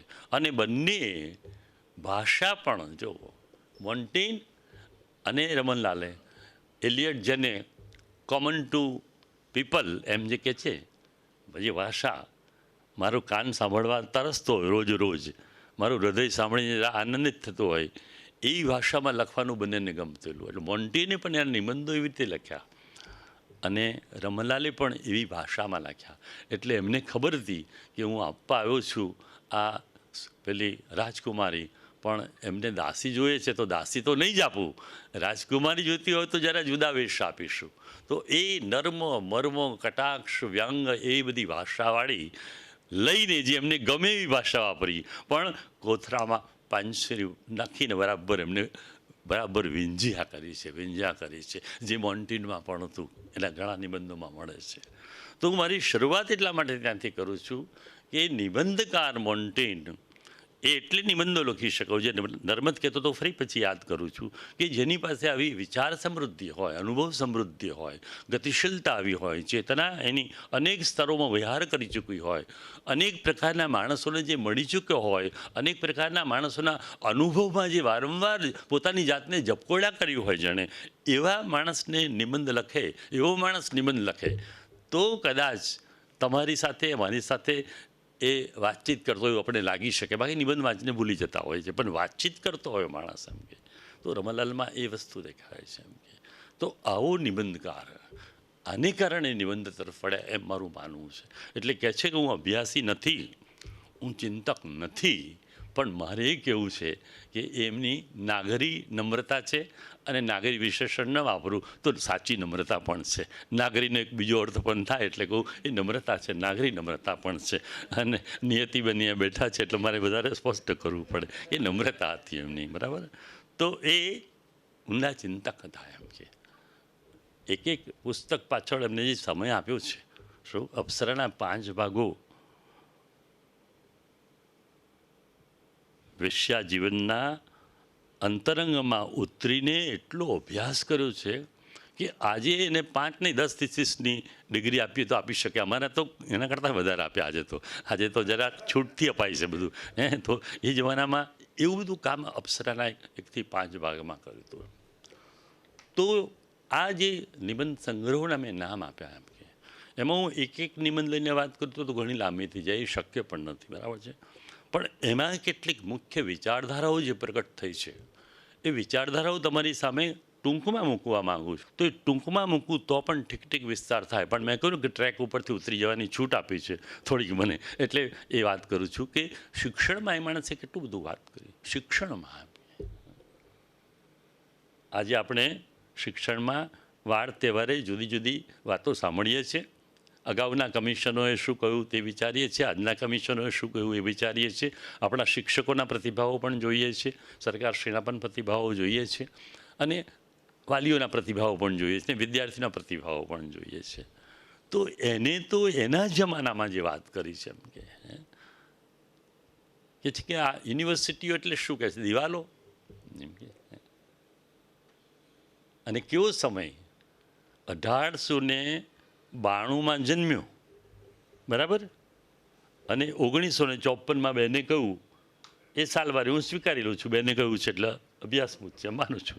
તો એટલા 60-62 વર્ષમાં જે આઝાદી પૂર્વેનો ગાળો છે, બરાબર, અને આઝાદી પછીનો 47થી 54નો જે ગાળો છે એ બંને ગાળા એમને જોયા છે. જો એમ કે તો પેલો જે ગાળો ગાંધીજી તો 1916 અને 20માં પછી બનારસ યુનિવર્સિટીમાં વ્યાખ્યાનો આપે છે, યાદ રાખો, બરાબર.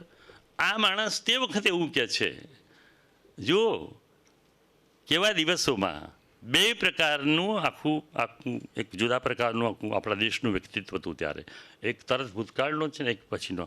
તો એમાં એને કહ્યું કે યુનિવર્સિટીઓ તો તોતિંગ દિવાલો છે, અંદર ચેતના ક્યાં છે કે છે એમ કે.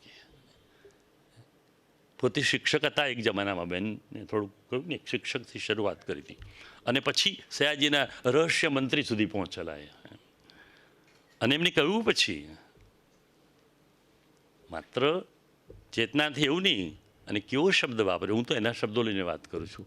આ યુનિવર્સિટીઓ તો ખોખા છે, ખોખા એમ કે. આ શબ્દ રમલાનો વાપરું છું. આ ખોખા છે યુનિવર્સિટીઓ, એમાં કશું સત્વહીન છે, બધું સત્વહીનાનું છે. અને પછી કહે છે કે અરે તમે અમને ચા પીવાનું ના કહો છો ને તમે મોસંબીના રસના ગ્લાસ ગટકાવો છો, જરા અમારા શિક્ષકો તો નજર કરો કે છે એમ કે. જો તમે અમને ચા પીતા અટકાવો છો અને તમે મોસંબીના રસના આખા પ્યાલા ગટગટાવો છો. અમારા શિક્ષકો તરફ તો જુઓ, એમને પગાર પૂરતો નથી મળતો, એમની તકલીફો શું છે એ તો જુઓ. અને કહો કે બાલમંદિરના શિક્ષક પણ શિક્ષક છે, અને કોલેજનો શિક્ષક પણ શિક્ષક છે, અને હાઈસ્કૂલનો શિક્ષક પણ શિક્ષક છે. મારે કોઈ હાયરાર્કી નથી, કોઈ ભેદભાવ નથી, મારે મને બધા સરખા છે એમ કે. એમનું કંઈક તમે જુઓ એમ કે. જો શિક્ષકની તરફદારી નથી કરતા, પેલો અનુભવ બોલે છે. મેં શરૂઆતમાં કહ્યું ને, વ્યાપક અનુભવ નિબંધ લેખન માટે અંદરનો ચચરાટ બોલે છે, સકારાત્મકતા રાખીને પણ જે કહેવાનું છે કહે છે એમ કે.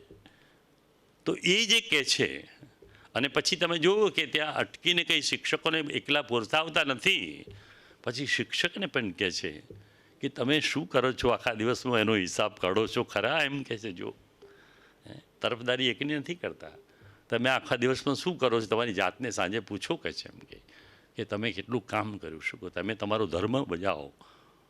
તો એને સતર્ક કરે છે એમ કે. આ રમલાની અંદર મોટા પાયે વાત હતી. એ એટલું જ નહીં, એ વિદ્યાર્થીઓને મળે છે બહેનોને મળે છે, કોલેજમાં જાય છે ત્યારે ભાષણનું હોય છે, કોઈ કારણસર ચીફ ગેસ્ટ મુખ્ય મહેમાન તરીકે જાય છે ત્યારે, તો કિશોરોને પણ કહે છે, યુવાનોને પણ કહે છે, એમને સંબોધીને કહે છે કે તમે શ્રમોથી કેમ મોઢું ફેરવી લીધું છે? જો એક તરફ તમે ફનીશ્વરનાથ રેણુની મહિલા અંચલ વાંચો, બરાબર, એ સમયનું ચિત્ર આખું છે, બરાબર છે. અને આ માણસ નિબંધમાં એવું ચિત્ર લઈ આવે છે. અમારું વિવેચન ત્યાં પહોંચ્યું નથી નિબંધ વિશેનું, તો એટલા માટે કહું છું કે એ માણસે પહેલાં એ નવલકથામાં જે કહ્યું એ અહીંયા બધું નિબંધોમાં લઈ આવ્યો છે આખું, એમ કે. અને પછી કહે છે કે અરે હે કિશોર, હું તને પૂછું છું કે છે એમ કે તું નશો કરીશ ખરો? અરે નહીં કરે, તું મને ખબર છે એમ કે. અરે હે કિશોર, એમ કે જો તું શાળામાં જઈશ તો બરાબર ભણીશ, કસરત કરીશ, વ્યાયામ કરીશ. જો આ કસરત કરીશ, વ્યાયામ કરીશ, આવા બધા એની મનમાં કેટલું ચાલતું હતું એમ કે.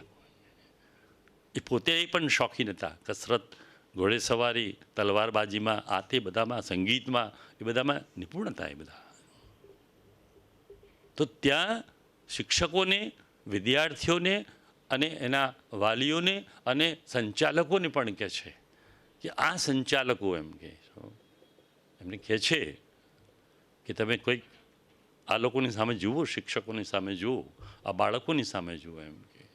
તો શિક્ષણ વિશેના જે વિચારો હતા એ કંઈક અંશે એનાથી બંને યુગના સંધિ કાળમાં એને જે જોયું છે અને પાછળથી તમે જુઓ આજે વિચારો વાંચો તો ઘણા બધા પ્રસ્તુત જણાય આપણને કે શિક્ષણ વિષયને કેવી કેવી વાતો કરી શકીએ. તે જમાનામાં એ જોઈ શક્યો હતો કે યુનિવર્સિટીમાં નાટકનો અભ્યાસ હોવો જોઈએ એવું કહેલું એને. જો નાટ્ય કેન્દ્ર બનવા જોઈએ એવી એને વાત કરી હતી. નાટકનો મહિમા પણ એને સ્વીકારેલો, જેમ સંગીતનો, કવિતાનો મહિમા સ્વીકારે છે એમ નાટકનો મહિમા પણ એને સ્વીકારેલો આખો એમ. અરે MS યુનિવર્સિટીમાં આજે તો આપણે પ્રતિક્રિયાઓ નથી કરતા, પણ MS યુનિવર્સિટીમાં વાઇસ ચાન્સલરની પસંદગી કરવાની થઈ ત્યારે બને છે એવું 3 માણસોએ એપ્લાય કર્યું, બરાબર છે. હવે 2 માણસનો તો લેવાના જ નહોતા, એક જ માણસને લેવાના હતા. તો ત્યારે ચતુરભાઈને લીધા, કારણ કે 2 માણસનું આગળ જાતે રાચીને મું મુકાવડાવી દીધું અને ચતુરભાઈ થઈ ગયા, બરાબર. હવે રમણભાઈના મિત્ર છે ચતુરભાઈ. જો હું કહું છું જે મારે કહેવું છે આ વાત છે, એના વ્યક્તિત્વની વાત છે. વ્યક્તિનિષ્ઠા એવો શબ્દ મેં વાપર્યો છે, એ વ્યક્તિનિષ્ઠાનો પ્રશ્ન છે. ચતુરભાઈ એમના મિત્ર હોવા છતાં એ કહે છે કે આ લોકશાહીનો ભંગ થયો છે, કહે છે. આ વાત એ જમાનામાં કહે છે લોકશાહીનો ભંગ થયો છે. ચતુરભાઈ મિત્ર છે, સારા છે, થયા તેનો મને વાંધો નથી, પણ પ્રક્રિયા લોકશાહી ના કહેવાય કે છે એમ કે. તો આવું શિક્ષણ વિશેનું એનું જુદું જુદું વિઝન એ જમાનામાં હતું. લાંબુ કરવા જોઈએ તો ઘણું બધું લાંબુ થાય, પણ એ આના શિક્ષણના વિચારોમાં આ પ્રકારનું કશું નવું એને કરવું હતું. એટલે શિક્ષણ અને સંસ્કાર એવું એને આખો ગ્રંથ અલગ લખ્યો છે, આખો શિક્ષણ અને સંસ્કાર. કેટલી વાતો કરી છે એમ. અને સાહિત્યની પણ એવી વાતો કરી છે. એ માણસના સાહિત્યના નિબંધો પણ વાંચવા જેવા છે. નવલકથા વિશે લખે એટલે નવલકથાનું વિવેચન નહીં, જો રૂઢ અર્થમાં વિવેચન નથી લખ્યું. ને અમારું ખાસ તારણ છે નીતિબેન, રૂઢ અર્થમાં એમને વિવેચન નથી લખ્યું. જો નવલકથા વિશે લખવા બેઠા તો નવલકથાના પાસાઓને લઈને જાણે કે નિબંધ લખતા હોય કંઈક પાસાઓ પર. નાટક વિશે એમને વાત કરી, રંગભૂમિ વિશે, તો રંગભૂમિના એમને 12થી 14 પાસા લઈને પછી એની ચર્ચા કરી છે અને નિબંધ રૂપે કરી શકીએ. તો એ રીતે એ આખા વિષયને સંપૂર્ણ રીતે જોતા કે આ વિષયને કઈ રીતે લઈ શકાય. એક છૂટો મુદ્દો તમે લઈને ચર્ચા કરો તો પણ તમને સ્વતંત્ર લાગે, એ પ્રકારનો એ હતો આખો મુદ્દો. તો એમને જેમ શિક્ષણની વાત કરી છે એમ સાહિત્યની વાત જ્યારે કરી છે ત્યારે પણ કંઈક જુદી છે એમ કે. લોકોને ન ગમતે એવી વાત કરે છે. એ ટોળ ટીખળ કરતા અને કહેવા જેવું કહી દેતા હતા. કોઈકે પ્રશ્ન કર્યો કે તમારા મુનશીમાં એમ કે શ્રેષ્ઠ કોણ કહે છે એમ કે. જો કેવું એમ કે તમારે મુનશી બેસો તેમાં શ્રેષ્ઠ કોણ? તો હસતા હસતા એમ કહ્યું ખાનગીમાં હું શ્રેષ્ઠ અને જાહેરમાં મુનશી શ્રેષ્ઠ કહે છે એમ કે. ખાનગીમાં હું શ્રેષ્ઠ અને જાહેરમાં મુનશી શ્રેષ્ઠ. આ હસતા હસતા કહેલું પણ ગંભીર વાક્ય છે. હસતા હસતા કહ્યું પણ ગંભીર વાક્ય છે એમ કે ખાનગીમાં એ શ્રેષ્ઠ કેમ એમ કે. એમને ભલે હસતા હસતા કહ્યું, એમની નમ્રતા ભલે ત્યાં હોય, પણ મુનશી 1920 પછી એ થોડા રાજકારણ તરફ વળી જાય છે અને બરાબર 30 ને 40નો પીરિયડ મને લાગે છે રમણલાલનો મધ્યાંત પછી ત્યારે આખો એમ કહેશો. તો એ દિવસોમાં એમને આ જે નવલકથા લખતા લખતા ફાજલ સમયમાં, એવો શબ્દ ફાજલ સમય કહે છે, ફાજલ સમયમાં મારા મનની ગૂંચો અને એ કંઈ ગુથ્થીઓ છે એને ફાજલ સમયમાં એક અડધા કાઢતા કઈ રીતે બધા નિબંધો લખે છે, કઈ રીતે આ પ્રકારના લેખો લખે છે, તો તમે સાહિત્યમાં પણ એને તમે જુઓ તો પછી કહે છે, જેમ આ ટોટ ટીખળમાં કહ્યું ને એવું સાહિત્ય વિશે કહેતા કે કેટલાક લોકો એમ કે નવલકથા સમ્રાટ છે, એમ કે કેટલાક નાટ્ય સમ્રાટ છે, એમ કે છે શું, કેટલાક એમ કે સિદ્ધહસ્ત સાહિત્યકારો છે, એમ કે આવા શબ્દો વાપરે છે, એમને એકદમ સરસ રીતે વાપર્યા છે, કેવું હળવાશથી લખી શકતા. મોન્ટેન મને એટલે બહુ યાદ આવે, તો મેં મારે વિગતે વાત એટલે એવી રીતે કહેતા જાય. પછી કહે છે કે અરે તમે બધા સમ્રાટ છો, એમ કે હું માનું છું કે છે, પણ ભગવાનને બે હાથ જોડીને, તમને પણ બે હાથ જોડીને કહું છું કે અરે બધા તમે ગુરુઓ છો, સમ્રાટો છો, સિદ્ધહસ્તો છો, બધું જ છો, સ્વામીઓ છો, એવું કહે છે. પણ બે હાથ જોડીને કહું છું કે તમે દેવ ના બની જતા, કહે છે એમ કે, અને તમે દેવ ના બની જતા, નહીંતર પછી મને મુશ્કેલી થશે. એટલે પછી શું કહે છે એમ કે તમે દેવ બની જાઓ તો અમે રૂંધાતા ફરીએ છીએ, અમે રૂંધાઈ જઈએ છીએ, એમ કે છે. જો આવડો મોટો સર્જક તે વખતના સર્જકો વિશે કેવી વાત કરે છે કે અમે રૂંધાઈ જઈએ છીએ. એટલે તમે જુઓ કે સર્જક વિશે, અને પછી તો આગળ બીજા નિબંધોમાં ટીખળ કરતાં કેવો માણસ કહે છે એમ કે અરે શું આ સાહિત્યકાર જન્મતો હશે, લખતો હશે, ત્યારે કહે છે ઉપરથી દેવના દંદુભી વાગતા હશે, કહે છે એમ કે મને તો લાગે છે કે દેવના દંદુભી વાગતા હશે, કારણ કે આ લોકો તો આવી રીતે જીવે છે કે સાહિત્યકારો.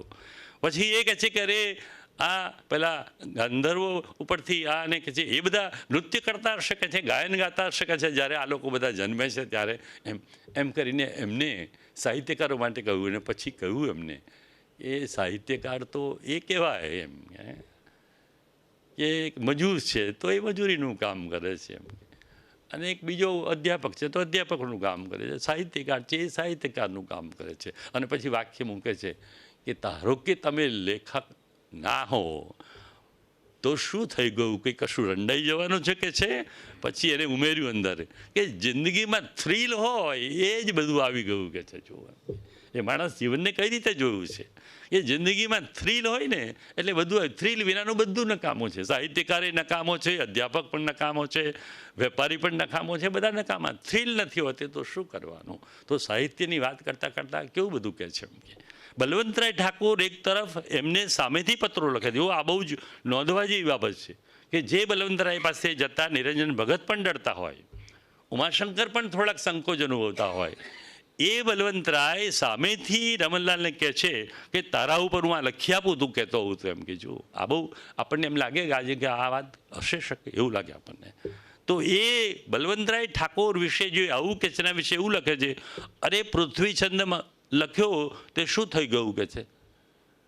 અને લોકો તો જુઓ કે છે આખું એક જાતને કહે છે કે અંદર કાવતરું લાગે છે બનતો, કે છે એમને એવું કહ્યું કાવતરું લાગે છે. અરે પૃથ્વીચંદ તો સંસ્કૃતમાં કેટલી વાર વપરાઈ ગયો છે અને કેટલાય કાવ્યો પૃથ્વીમાં છે, કે ગુજરાતીમાં પહેલી વાર પૃથ્વી આવી ગયો, કે છે તમે પૃથ્વી પૃથ્વી કરો છો. તો કે જે બલવંતરાય એમને ચાહતા હોય એ બલવંતરાય સામે આ નાગર બચ્ચો આવું લખી આપણે માની ના શકીએ. આ નિબંધકાર છે. જો મારું શું કહેવું છે કે આ નિબંધકાર છે કે તમને વાત આવી રીતે કરી શકે, સાચી વાત.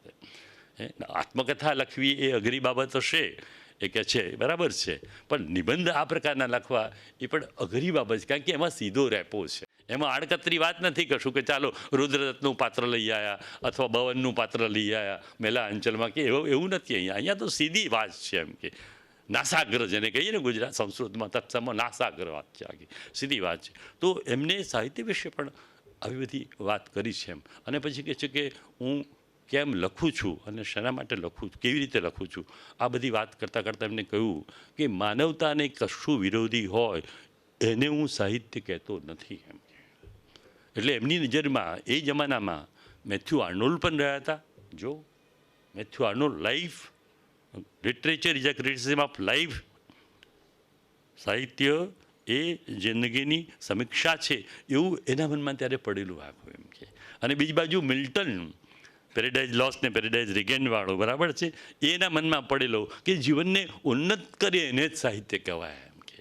એટલે તમે જુઓ કે સાહિત્યની ચર્ચા કર્યા પછી, અનેક નિબંધોમાં ચર્ચા કર્યા પછી એ છેવટે એવા તારણ ઉપર આવે છે કે માનવતાની વિરુદ્ધમાં કશું હોય તો હું લેખક થવા તૈયાર નથી. એમ કે જો હું લેખક થવા તૈયાર નથી, આવું એ માણસ કહે છે. એમ કે એટલે સાહિત્ય વિશેનું દ્રષ્ટિબિંદુ પણ, બધા નિબંધોની ચર્ચા નહીં કરું તો બહુ મજાની ચર્ચાઓ છે, પણ એ સાહિત્ય વિશેની ચર્ચા પણ આ પ્રકારની છે. સાહિત્ય વિશેની ચર્ચામાં પણ એમને આવા પાર વિનાના જેને નુક્તેચીની કહીએ ને, એવી પાર વિનાની નુક્તેચીનીઓ કરી છે. એમ કે એટલે પોતે તત્કાલીન સાહિત્ય સાથે એમનો બરાબર કદમથી કદમ ભરી શકતા નહોતા.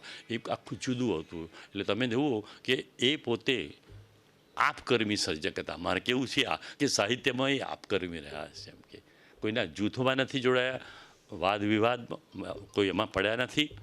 અને એમને કહ્યું એટલે કે આ મઠ પુરુષોથી દૂર રહેજો. એમ કે જો આ મઠ પુરુષોથી દૂર રહેજો. એમ કે આ ટોળી પુરુષોથી દૂર રહેજો. એમ કે શું એને મઠ પુરુષો કહ્યા છે. એમ કે તો એ જમાનામાં આ બધું ચાલતું હતું અને આ બધાને એમને પ્રગટ કર્યું હતું. એ ઘણી બધી મોટી વાત છે. એમ કે તો એમના સાહિત્ય વિષયક નિબંધો, એમના શિક્ષણ વિષયક નિબંધો અને એવા જ એમના ધર્મ વિશેના નિબંધો પણ બહુ વાંચવા જેવા છે. મને લાગે છે કે આજે ધર્મ વિશેના નિબંધો હું કોઈને કહું તો કોઈ સાચું ના માને. એમ કે આજે કહું કે આ એમના ધર્મ વિશેના નિબંધો, એમનું નામ નીચેથી કાઢી નાખું તો કોઈને એમ લાગે કે ગઈકાલે મેં લખ્યું છે, અથવા તો વિષ્ણુભાઈ કોઈ કોલમમાં લખ્યું છે કે મેં કોઈ કોલમમાં લખ્યું છે, એવું કોઈને લાગે. એટલા બધા તાજવતાજ વિચારો છે એમના ધર્મ વિશેના. આ ધર્મ વિશેના નિબંધો વાંચવા જેવા છે. ને કોઈ એને કહ્યું છે કે તમે એનો ઇસ્લામ નિબંધ વાંચો, કોઈકને અડફેટે ચડી જાય તો ભક્તિ વિશેનો નિબંધ વાંચો એમને, અને કોઈકને જો બરાબર સામો મળી જાય તો હિન્દુ ધર્મ વિશેનો નિબંધ વાંચો. બાકી નવું વાંચો તો બહુ સારું, પણ આ ત્રણ હું એટલા માટે સૂચવું છું કે વધારે સમય નહીં મળે તો થોડોક સમય પણ રમલાલ માટે આપવા જેવો છે ક્યારેક just to revive our self. બીજું તો જવા દો, પણ just to revive and other to recreate our self. એમ કે એટલા માટે પણ આપવા જેવો સમય. તો એને એમ કહ્યું શું કે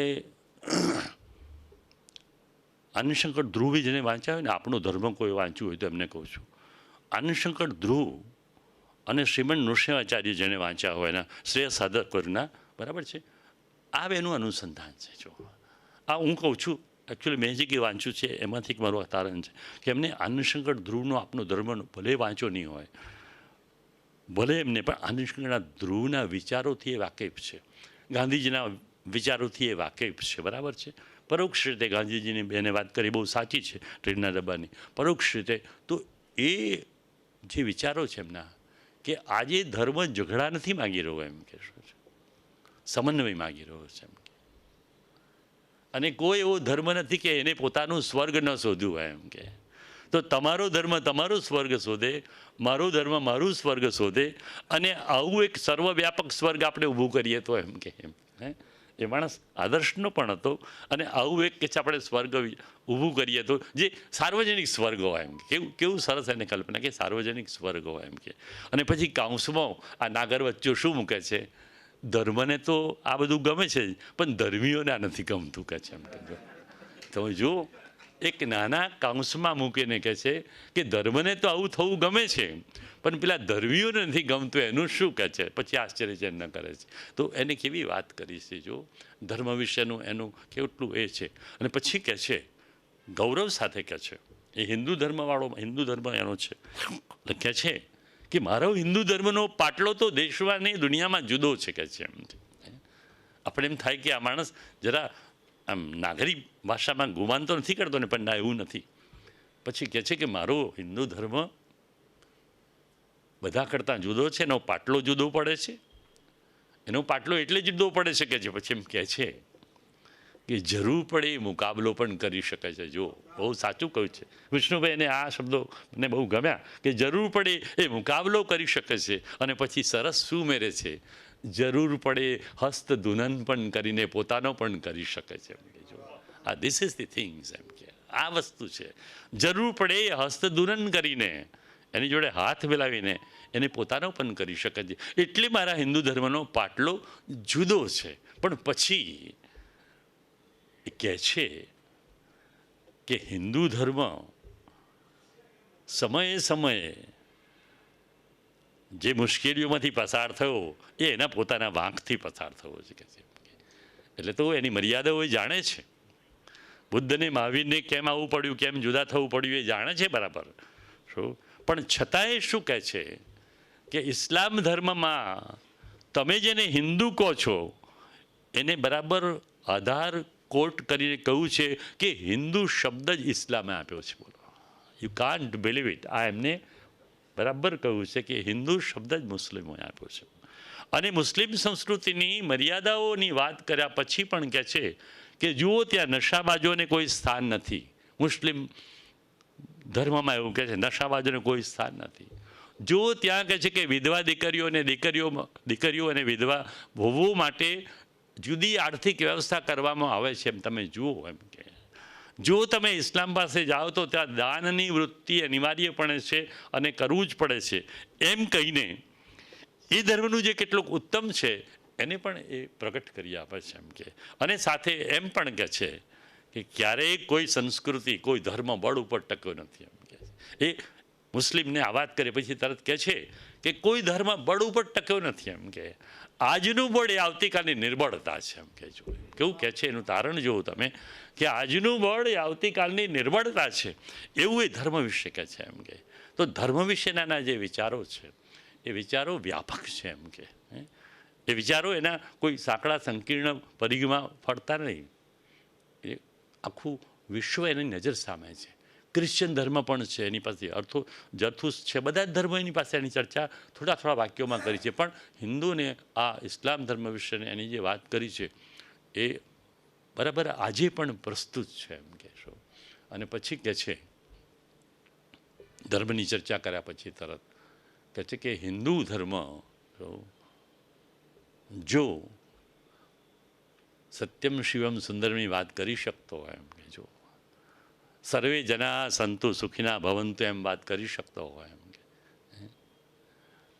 અસત્યમાંથી સત્ય તરફ લઈ જાય એમ કહી શકતો હોય, તમસમાંથી જ્યોતિ તરફ લઈ જઈ શકે એમ કહેતો હોય અને મૃત્યુમાંથી અમૃત તરફ લઈ જાય એમ કહેતો હોય તો એવો કયો ધર્મ છે? મારો હિન્દુ ધર્મ છે કે જેમ કહેજો. એમ કરીને એ ઉપનિષદોને વેદો પાસે આવીને અટકે છે. એટલે તમે જુઓ કે એના નિબંધોની અંદર આ કેટલાક ધર્મોના ચાળવી લઈએ, ગાળી લઈએ એવા સત્વો મૂકીને એને ધર્મની વાત કરી છે. અને કોઈ ધર્મની તરફદારી નથી કરી, પણ બધા ધર્મો એના મૂળ સ્વરૂપે ઉત્તમ છે. અને પાછળથી એમાં જે શુદ્ધિ વૃદ્ધિ તો ના કહીએ પણ આરોગ્યની સાથે અનારોગ્ય જે ઊભું થતું જાય છે ધર્મમાં પણ એટલે ધર્મનું આ અનારોગ્ય છે એમ એની વાત કરી બાકી બધી. અને એની સાથે મને એક જોડો ગમે છે અહિંસા વિશેનો વિભાવ આખો. ધર્મની સાથે જ હું આને લઈ લઉં કે અહિંસા વિશેનો વિભાવ પણ જોડવો મને ગમે છે એમ કે. આપણે વિચારીએ કે આપણા હિન્દુ ધર્મની વાત આવે એટલે એની સાથે અહિંસા તો જોડાયેલી છે જ. પણ અહિંસા ગાંધીજી એ ત્યારે જેને ગાંધીજીને વાંચ્યા છે અથવા તો ગાંધીજીને પૂરી સિન્સિયરિટીથી જેને જોયા છે, વાંચ્યા છે વાત જવા દો, પણ પૂરી સિન્સિયરિટીથી જેને જોયા છે ગાંધીજીને તપાસવાનો પ્રયત્ન કર્યો છે એ લોકો જાણે છે કે અહિંસા એ અમોઘ શસ્ત્ર છે એમ કે એની મર્યાદાઓ આપણે આજે તારવી શકીએ, બતાવી શકીએ. એની સાથે સંમત અસંમત થવું એ આપણા બધાના વ્યક્તિગત પ્રશ્નો છે. પણ એમને એવું કહ્યું કે જે હિંસાને બરાબરની ઘોડીને પી જાય, આ એના શબ્દો કહું છું, જે હિંસાને બરાબર ઘોડીને પી જાય એ અહિંસાને સમજી શકે એમ કે. આપણે હિંસાને હજુ બરાબર ઘોડીને પી ગયા નથી, બલકે આપણે હિંસાને કંઈક અંશે વધારે નશીલી બનાવી રહ્યા છે એમ કે વધારે નશીલી બનાવી રહ્યા છે. તો એની વાત કરી કે જે હિંસાને ઘોડીને પી જાય એ અહિંસાને સમજે. અને એમ કરીને ગાંધીજીનો કોઈ અહેવાલ નથી આપતા અથવા આધાર કે એ કશું આપતા નથી, પણ કહે છે કે તમે મને કહો કે અહિંસા જ્યાં હોય, જ્યાં એનું સ્થાપન થયું હોય, જ્યાં એનો પક્ષ લેવાતો હોય ત્યાં જ ગીતા જન્મી શકે એમ કહે છે. ત્યાં જ ગીતા જન્મી શકે. એમ પણ કહે છે તમે કે જ્યાં અહિંસા હોય ત્યાં જ અજંતા અને ઇલોરાની ગુફાઓ પણ હોઈ શકે, એના ચિત્રો પણ હોઈ શકે, એનું ભાસ્કર્ય પણ હોઈ શકે, કોતરણી પણ હોઈ શકે. એ કહે છે કે જ્યાં અહિંસા હોય ત્યાં જ ગિટાર વાગી શકે, ત્યાં જ સિતાર વાગી શકે, એ પણ ત્યાં એ કહે છે.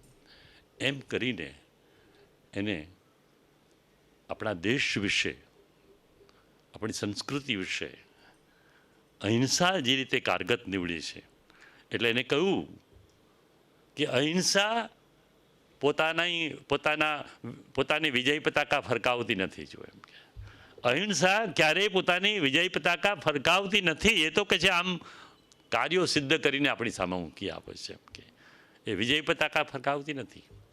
એને એમ પણ કહ્યું કે અહિંસા એ પાછળ રક્ત નથી મૂકી જતી, કે છે એમ કે રક્તનો દરિયો આપણા માટે નથી છોડી ગઈ અહિંસા, કે છે. તો એમ કરીને અહિંસા વિશે એમને જે માર્મિક વિધાનો કર્યા છે, અહિંસા શું આપણને સંભળાવી આપી શકી છે, એની જે વાત કરી છે, એ મને લાગે છે કે ગાંધીજી તો એમને બરાબર વાંચ્યા જ હોય, વિચાર્યા હોય, અનુભવ્યા હોય, બધું જ બરાબર છે, પણ એથી આગળ જઈને એમને સર્વકાળના કેટલાક સત્યો જાણે કે તારવતા હોય એવી વાત એમના અહિંસા ઉપરના નિબંધો વાંચતા આપણને. અહિંસા મેં એ કારણે મૂકી છે.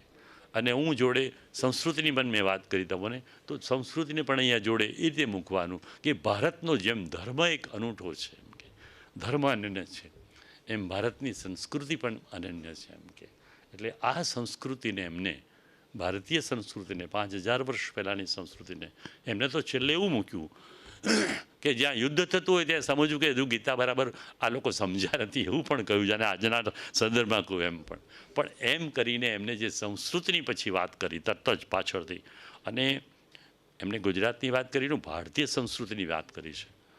મુંબઈ યુનિવર્સિટીમાં ઠક્કર વસંતજી વ્યાખ્યાનમાળામાં જેમ ગુજરાતના ઘડતર વિશે વાતો કરી, એમ ભારતીય સંસ્કૃતિ વિશેની પણ એમણે જે વાત કરી છે. અહીંયા પણ ભારતીય સંસ્કૃતિ વિશેના જુદા જુદા મુદ્દાઓ વિશેના એમના જે ટૂંકા ટૂંકા નિબંધો છે, અને આપણી સંસ્કૃતિની જે કેટલીક વિશેષતાઓ છે, એ વિશેષતાઓને એમને એવી રીતે તારવી બતાવી છે કે આ એક સંસ્કૃતિ છે કે જેનામાં એક આખું આપણું અખંડ ભારત, એટલે જે અખંડ ભારતની વાત જવા દો, પણ એક અખિલાઈ ભર્યું જીવન દર્શન જે છે, આમ ઘર તો એ કહેવું છે, અખિલાઈ ભર્યું જીવન દર્શન કઈ રીતે પ્રકટ થાય છે એમને એમાં બરાબર બતાવ્યું છે. એટલે એ રીતે એમના આ નિબંધો પણ, અને સાથે સાથે રાજકારણ, માનવકારણના બીજા નિબંધો પણ એમને ખૂબ આપ્યા છે, સરસ.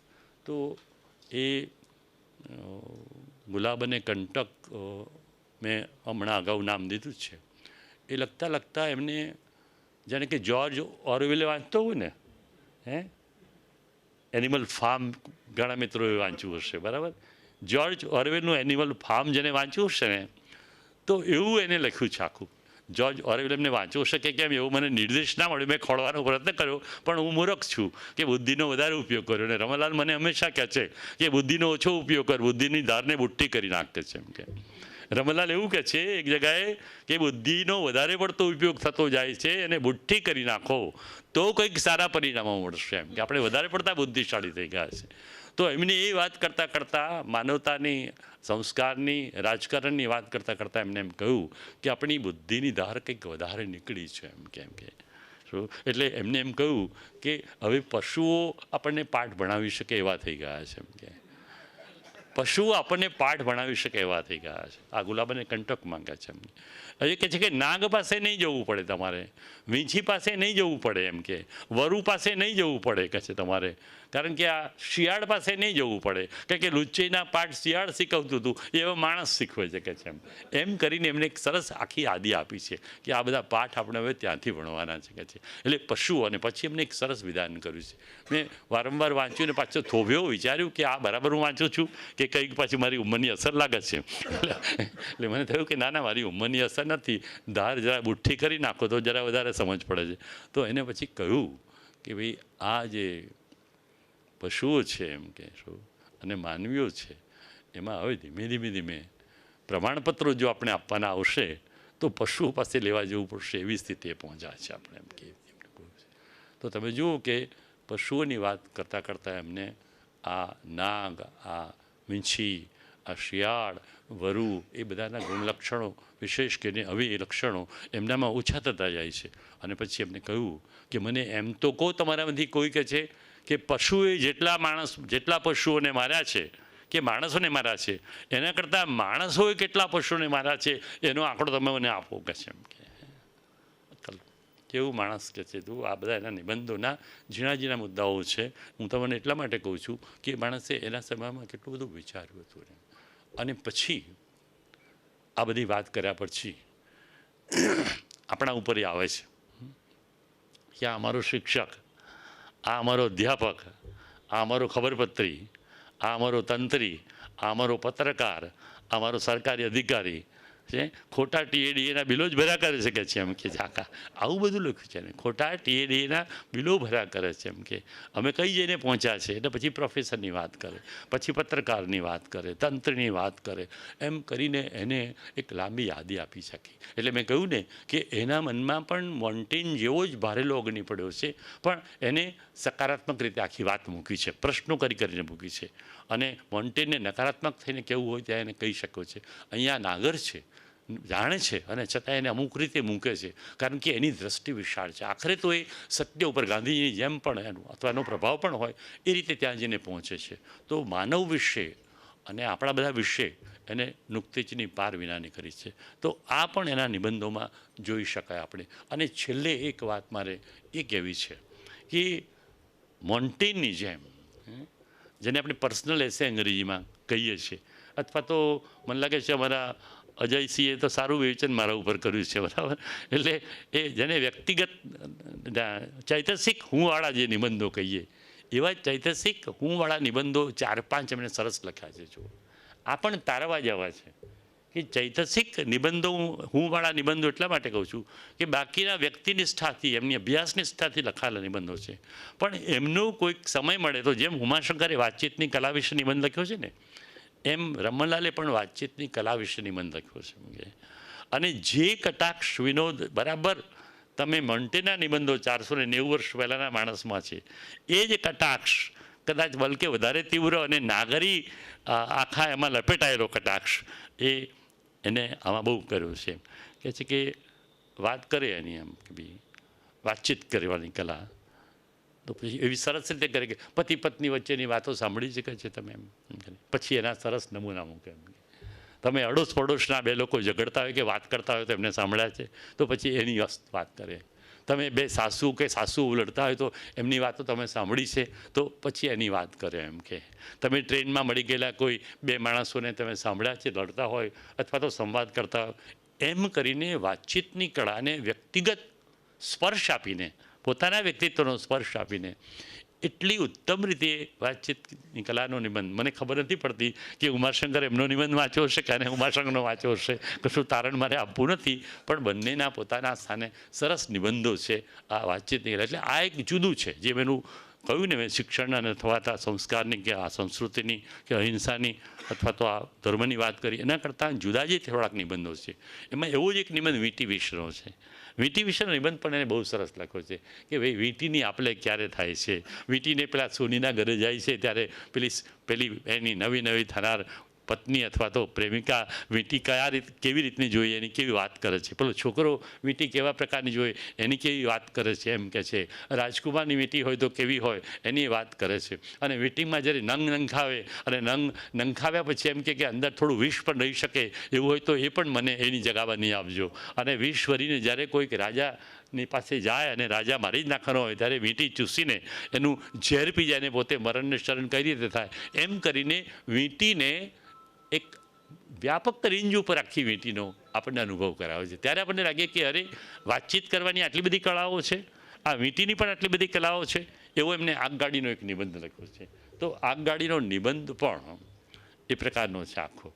તો આગગાડીનો નિબંધ વાંચો તો ભાતભાતના લોકો એમ રંગીન મિજાજના લોકો કેટલાક હોય છે, કેટલાક બિલકુલ ઉદાસી લોકો હોય છે, કેટલાક સ્ટેશને ઉતરનારા અને ચાલતી ગાડીએ પાછા બેસી જનારા માણસ હોય છે, કેટલાકને સ્ટેશને પાછું ખાવાનું મન થાય તો એવા લોકો પણ ત્યાં આવે છે. તો એમ કરીને એમને આખું આગગાડીનું વિશ્વ બહુ સરસ રીતે લખ્યું. જે હું આ નિબંધો એટલા માટે કોટ કરીને કહું છું કે જે રમણલાલની પ્રકૃતિની થી જુદું છે. અને મોન્ટીને જે પર્સનલ એસે લખ્યા એ પ્રકારના પર્સનલ એસે પણ આપણે લખ્યા છે. એટલે આ વીંટી વિશેનો, આગગાડી વિશેનો અને એક નિબંધ એમનો વડોદરા વિશેનો વાંચવા જેવો છે. વિષ્ણુભાઈ વાંચ્યો હશે કે વડોદરા વિશેનો નિબંધ વાંચવા જેવો છે એમનો, કે એક શહેર વિશે, એક નગર વિશે, પહેલાં એ પેરિસ વિશે લખ્યું છે જુઓ, તો એક શહેર વિશે, એક નગર વિશે કેવી રીતે નિબંધ થઈ શકે, તો ત્યાંની ઘોડાગાડીઓ કેવી છે, ત્યાંની કોલેજો કેવી છે, ત્યાંના સ્થાપત્યો કેવા છે, ત્યાંનું સંગીત કેવું છે, ત્યાંના માણસો કેવા છે, સુરત અને મુંબઈ કરતાં આ માણસો ક્યાં જુદા પડે છે, આ બધું જ એને, અને જેને કહીએ ને કે આખું વટપત્ર એના પૂરા રૂપે આખું ખીલ્યું છે એમને. સરસ વડોદરા વિશેની એક આખી છે. એટલે આ પ્રકારની રચનાઓ લખી છે. અને મેં શરૂઆતમાં તમને કહું કે ડાઉન ટુ અર્થ આ માણસ છે. અને તમે જુઓ કે વાઘેર કોમના લોકો સાથે અથવા તો બીજા જેને શોષિત વર્ગ છે એની સાથે પણ એમનો કેટલો ગરોબો હતો. એ દેવા માણેકનો તમે નિબંધ વાંચો તો તમને ખ્યાલ આવે, અથવા તો મોવર સંઘવાડી વિશેનું એમનું ચરિત્ર જુઓ તો ખ્યાલ આવે. તમે હેમચંદ્રાચાર્ય વિશેનું ચરિત્ર એનું જુઓ તો એને જે ચરિત્રાત્મક નિબંધો લખ્યા છે એ પણ અહીં જોડે મૂકવા જેવા છે. એટલે એક તરફ એના ચરિત્રાત્મક નિબંધો અને બીજી બાજુ એના લલિત નિબંધો, આ નિબંધો પણ એને એક જુદા પ્રકારના નિબંધકાર ઠેરવે એવા છે. અને આ બધું તમે જુઓ કે એને કયા સમયમાં કેવી રીતે લખ્યું છે આખું એમ. તો નવલકથા તો બરાબર છે, પણ આ માણસ નર્યું માણસાઈથી ભૂખ્યો માણસ હતો એમ કહે છે. એક વખતે હું આ વાત એટલા માટે કહું, ગુજરાત કોલેજમાં ગયા વિદ્યાર્થીઓ પાસે, પાત્રો મારે જોઈએ છે એમ કે છે. તો ગુજરાત કોલેજના વિદ્યાર્થીઓને એકઠા કરીને કહે છે કે હું મારી ખાલી જોડી લઈને તમારી પાસે આવ્યો છું એમ કે, હું મારી ખાલી જોડી લઈને આવ્યો છું, તમે મને પાત્રો આપો, પાત્રો આપો, પાત્રો આપો, પાત્રો આપો એમ કે, મારી જોડીને તમે ભરી દો કે છે એમ કે. તો આ ખુલ્લી ખાલી જોડીવાળો સર્જક છે એમ કે. સમાજમાં જ્યાં જાય છે તે પાત્રો માંગે છે, જ્યાં જાય છે ત્યાં કંઈક સંવેદનો માંગે છે, જ્યાં જાય છે ત્યાંથી આવી કથાઓ માંગે છે. આ માંગતો નથી, ખરેખર તો એ બધામાં એનું સંચરણ રહ્યું છે આખું.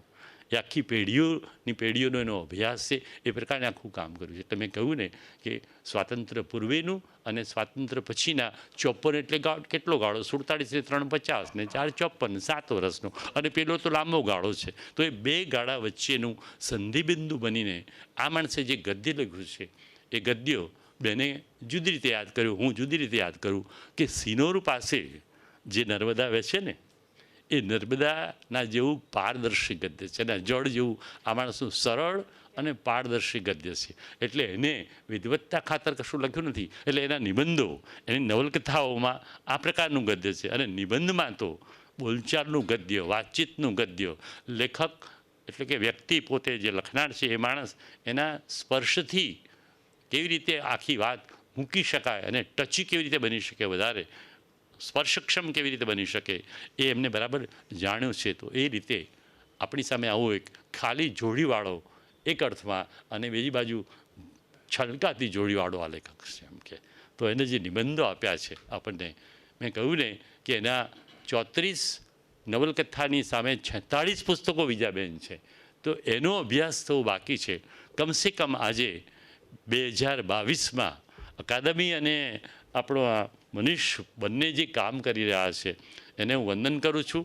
અને હું કોઈના વખાણ કરવા કહેવાયેલો નથી એવું બધા જ જાણે છે મારા વિશે, બરાબર.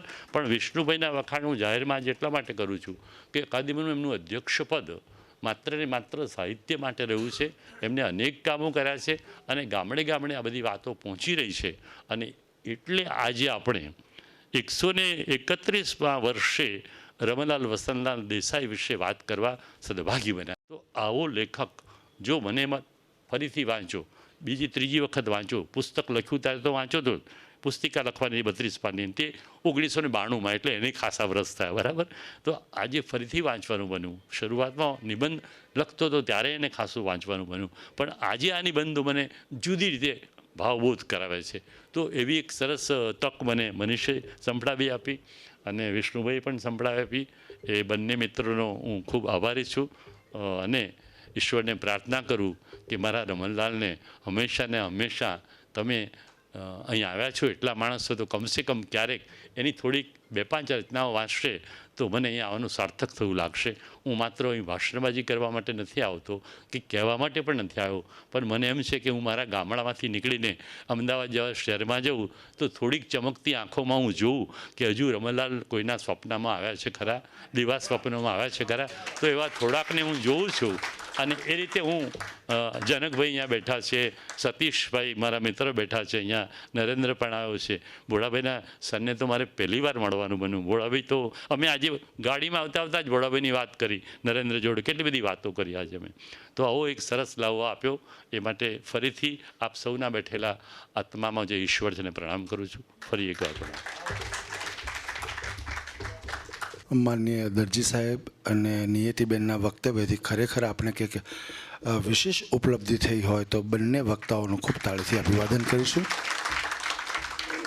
હું માનનીય અજયસિંહ ચૌહાણને વિનંતી કરું કે સ્મૃતિ ચિહ્નથી ગુજરાત સાહિત્ય અકાદમીના અધ્યક્ષ માનનીય શ્રી પંડ્યા સાહેબનું સ્વાગત કરે. પંડ્યા સાહેબનું સ્વાગત ખાસ એટલા માટે કરવાનું કે ઓમ કોમ્યુનિકેશનની જે સતત સાહિત્યિક પ્રવૃત્તિ જે ચાલતી રહી છે અને જ્યારે પણ પંડ્યા સાહેબ સાથે કોઈ પણ સાહિત્યિક કાર્યક્રમ માટે હોય તો વિના સંકોચે વિના વિલંબે એક ક્ષણનો પણ વિચાર કર્યા વગર સતત પીઠબળ એમનું હકારાત્મક મળી રહ્યું છે. અને ગમે તેટલી વ્યસ્તતા હોય છતાં પણ એ આ દરેક પ્રસંગમાં એ ઉપસ્થિત રહ્યા છે. તો હું માનનીય પંડ્યા સાહેબને વિનંતી કરું કે પ્રાસંગિક વક્તવ્ય આપે. અમારા પરમ મિત્ર પ્રવીણભાઈ અને નિયતિબેન, સામે અમારા અજયસિંહભાઈ છે, ગુજરાત સાહિત્ય અકાદમીના એ પૂર્વ મહામાત્ર હતા. અમે તો હજુ પણ ગણીએ છીએ એમને. મનીષભાઈએ જ્યારે મને ફોન કર્યો ત્યારે હું થોડાક બીજા કામમાં હતો, એટલે મેં કહ્યું 5:30 ચાલુ કરી દો. અને મને પૂરો ભરોસો હતો કારણ કે બંને પ્રોફેસરો છે અને અધ્યાપકોની પાસે એટલું બધું કહેવાનું હોય છે. હું એટલે સારા અર્થમાં કહું છું કે એ વ્યક્ત થાય તો જ એની મજા આવે. નિયતિબેનને તો મેં સાંભળ્યા નહીં, પણ સાંભળી શક્યો નહીં. પણ પ્રવીણભાઈને મેં લગભગ પૂરેપૂરા સાંભળ્યા. તમે જોયું કે કેટલી ઝીણવટપૂર્વક એમણે એમના નિબંધો વિશેની ચર્ચા કરી છે. આપણી સમક્ષ રમણલાલ વસંતરાય દેસાઈ આમ સમક્ષ ખડા થઈ ગયા કે ભાઈ આ રવા દેસાઈ, આપણે એ જ જોઈએ છે. એમણે કહ્યું કે આટલા વર્ષો પછી રમણલાલ વસંતરાય દેસાઈને અકાદમીએ યાદ કરી. અકાદમીનો તો ઉદ્દેશ જ આ છે કે આપણે નાના અને મોટા, પ્રતિષ્ઠિત અને નવોદિત જેટલા ગજાના જે કંઈ સર્જકો છે એ ક્યાંક ને ક્યાંક ઉજાગર થવા જોઈએ. શહેરમાં થાય તો ત્યાં, ગામડામાં થાય તો ત્યાં. પરમ દિવસે 15મી તારીખે ભાવનગર નજીક એક ત્રાપજ નામનું ગામ છે અને ત્રાપજ ગામની ઓળખાણ ત્રાપજ ઘરથી છે. મોટા ગજાના નાટ્યકાર હતા, લેખક હતા, કવિ હતા. દેશી નાટક સમાજ અને બાકી બધું એ જમાનામાં જે નાટકો થતા, મને મારું બાળપણ પણ યાદ આવી જાય કે નાના ગામડામાં બહાર ચોરા ઉપર, બહાર ખુલ્લા મેદાનમાં કોઈ પણ પ્રકારના ઓડિયન્સની પેલી ખાસ વ્યવસ્થા વિના રંગમંચ ઉપર માંગડાવાળો કે બાકી બધા નાટકો થતા હોય અને એમાં જે પેલો પીપલ વૃક્ષ, વટવૃક્ષ બળતું દેખાય, એટલી બધી કરામતો એમાં થાય અને બાળ આપણો તરુણ સ્વભાવ એમાં આમ ઉત્સુકતાથી એ અદ્ભુત રસને માણે. એ જમાનાના એ નાટકો હતા અને છતાં એમાં ઘણું બધું હતું બીજું. એટલે ત્રાપજકરના જે વિસ્મૃત નાટકો છે અને એમના કાવ્ય સંગ્રહો છે 10 કુલ મળીને, એ આપણે અકાદમીએ આછા પ્રકાશિત કર્યા છે. અને 15મીએ આદરણીય મોરારી બાપુના વરદ હસ્તે ત્યાં એનું વિમોચન છે. અંદાજ એવો છે કે 5 થી 10 હજાર લોકો આજુબાજુના ગામડાના આવે. એટલે મેં કહ્યું કંઈ એક સીમિત વર્ગ અહીં પણ સિલેક્ટેડ એ અહીં છે, તો ત્યાં બીજા પ્રકારનો વર્ગ આવશે. એટલે આ બે પ્રકારને એક બેલેન્સ કરવું, એક સંતુલન કરવું, એ અકાદમી પોતાની યથાશક્તિ મતીથી કરે છે. મારે તો વિશેષ રવા દેસાઈ વિશે કંઈ કહેવાનું જ નથી. આપણે એ જમાનામાં બધાએ જ એમને વાંચ્યા છે, માણ્યા છે, અનુભવ્યા છે. દિવ્ય ચક્ષુ નામની નવલકથા જ્યારે આપણે વાંચીએ ત્યારે તત્કાલીન 30થી 40ના જમાનામાં ગાંધી યુગનો કેટલો પ્રભાવ હતો. અને શહેરમાંથી માણસ, યુવાન માણસ ગામડામાં જાય, શિક્ષિત માણસ જાય અને ત્યાં એ હૃદય પરિવર્તનના પ્રયોગો કરે. અદ્ભુત ઘટનાઓ છે. તમે દિવ્ય ચક્ષુ કે બાકી બધી નવલકથાઓ, આમ તો કોકિલા ને ઘણી બધી આપણે નવલકથાઓ વધારે વાંચી છે, વાત સાચી છે. નિબંધો વાંચવા જોઈએ, એ પણ વાત એમની સાચી. એમના ઇતિહાસની દ્રષ્ટિ હતી રવા દેસાઈની, અને જે રીતે એમણે આ કામ કર્યું એ ફરીવાર સ્મરણ કરવા જેવું છે. અકાદમી જુદા જુદા લેખકોના સમગ્ર સાહિત્યને પણ પ્રકાશિત કરે છે. મેઘાણીનું છેલ્લે થયું, બીજા ઘણા બધાનું. અને એ રીતે જેની આવશ્યકતા છે સાહિત્યને અનુસંધાન કરવા માટે આપણી પાસે જે નાટ્યકારો હતા, નાટ્ય લેખકો હતા, નવલકથાકારો હતા, કવિઓ હતા, ઇતિહાસકારો હતા, સમાજ વિદ્યાના લેખકો હતા, એ બધાનું સ્મરણ થવું જોઈએ. કારણ કે જે સમાજ પોતાના અતીતનું સ્મરણ કરે છે એ વર્તમાનને વધારે ઉજ્જવળ બનાવીને ભવિષ્ય તરફ જઈ શકે છે. આ એક સંધાન છે. એને તમે અલગ અલગ કમ્પાર્ટમેન્ટમાં રાખી ન શકો. એટલે આપણે રમણલાલ દેસાઈને યાદ કર્યા. અમારા મનીષભાઈ તો દરેક વખતે કોઈને કોઈ એક મહિનામાં એકાદ લેખકને લાવે જ છે. વચ્ચે કોરોના કાળ થયો એટલે એ જરા ગતિ નહોતી આવી, પણ ઘણા બધા સાહિત્યકારોને આ રીતે આપણે યાદ કર્યા છે. અને વર્તમાનમાં પણ જે આપણી પાસે બેઠા છે એમનું પણ મૂલ્યાંકન થાય. આપણે છેલ્લા 5 વર્ષમાં આખા ગુજરાતની કોલેજો અને શિક્ષણ સંસ્થાઓમાં 1000 પરિસંવાદ કર્યા. અને એ પરિસંવાદોમાં વિવેચના થઈ, લેખકો વિશે બોલાયું, પુસ્તકો વિશે લખાયું, બોલાયું. ક્યાંક ક્યાંક તો એના પુસ્તકો પણ થયા છે. સાહિત્ય અકાદમીની પાસે 6 ભાષા છે: ગુજરાતી, સિંધી, ઉર્દૂ, કચ્છી, સંસ્કૃત અને સિંધી. તો દર 6 ભાષાને કારણે દર અઠવાડિયે આપણે 2 પુસ્તકો પ્રકાશિત કરીએ છીએ, એવરેજ. એની ગુણવત્તા, મૂલ્યાંકન એ તો પછીની વાત થઈ, પણ આ થાય છે. હમણાં તાજેતરમાં ઓરિસ્સાના એક મહાન લેખક રજત કુમાર કર, બહુ મોટા ગજાના લેખક છે, લગભગ 92 યર ઓલ્ડ, નાટકો લખ્યા છે, નવલકથાઓ લખી છે. જગન્નાથપુરી વિશેનો એમનો એક ઉત્તમ ભાવાત્મક નિબંધ પુસ્તક ઉડિયા ભાષામાં હતું. પછી કંઈક ને કંઈક કોઈને કોઈ રીતે આપણા સુધી પહોંચ્યું. ગુજરાતીમાં આપણે અનુવાદ કર્યો અને થોડાક દિવસ પહેલાં એમને પ્રોમિસ કર્યું હતું. એ વખતે રાષ્ટ્રીય સ્વયંસેવક સંઘના સરસંઘચાલક, જે એ પણ ઉત્તમ અભ્યાસી છે, મોહનરાવ ભાગવત. એટલે 2 વર્ષ પહેલાં એ વચન આપ્યું હતું. ગુજરાતી સાહિત્ય અકાદમીએ છાપ્યું અને છાપ્યા પછી એનું વિમોચન થયું. વિમોચનમાં આખા ગુજરાતના ઘણા બધા સાહિત્યકારો પણ આવ્યા હતા. ભાગવતજી પણ હતા. એમનું પણ મનનીય પ્રવચન થયું. સાહિત્યકારો સાથેની ગોષ્ઠી થઈ. એટલે જુદી જુદી રીતે જુદી ભાષાઓમાં પણ કંઈક ને કંઈક થાય છે. હું હમણાં વર્ધા આંતરરાષ્ટ્રીય ગાંધી વિશ્વવિદ્યાલયમાં ગયો હતો. વર્ધામાં બહુ મોટી યુનિવર્સિટી છે, અને એમ કહેવા દો કે આપણી પાસે ગુજરાતમાં એવી એકેય યુનિવર્સિટી નથી. એટલી બધી ઉત્તમ છે. પરિસર મોટો, એના હિન્દી સાહિત્યકારો, સંસ્કૃત સાહિત્યકારોની નામ પટ્ટિકાઓ, એના આવાસો, નાગાર્જુનથી માંડીને અભિનવગુપ્ત સુધીના નામો, અગ્નેયથી માંડીને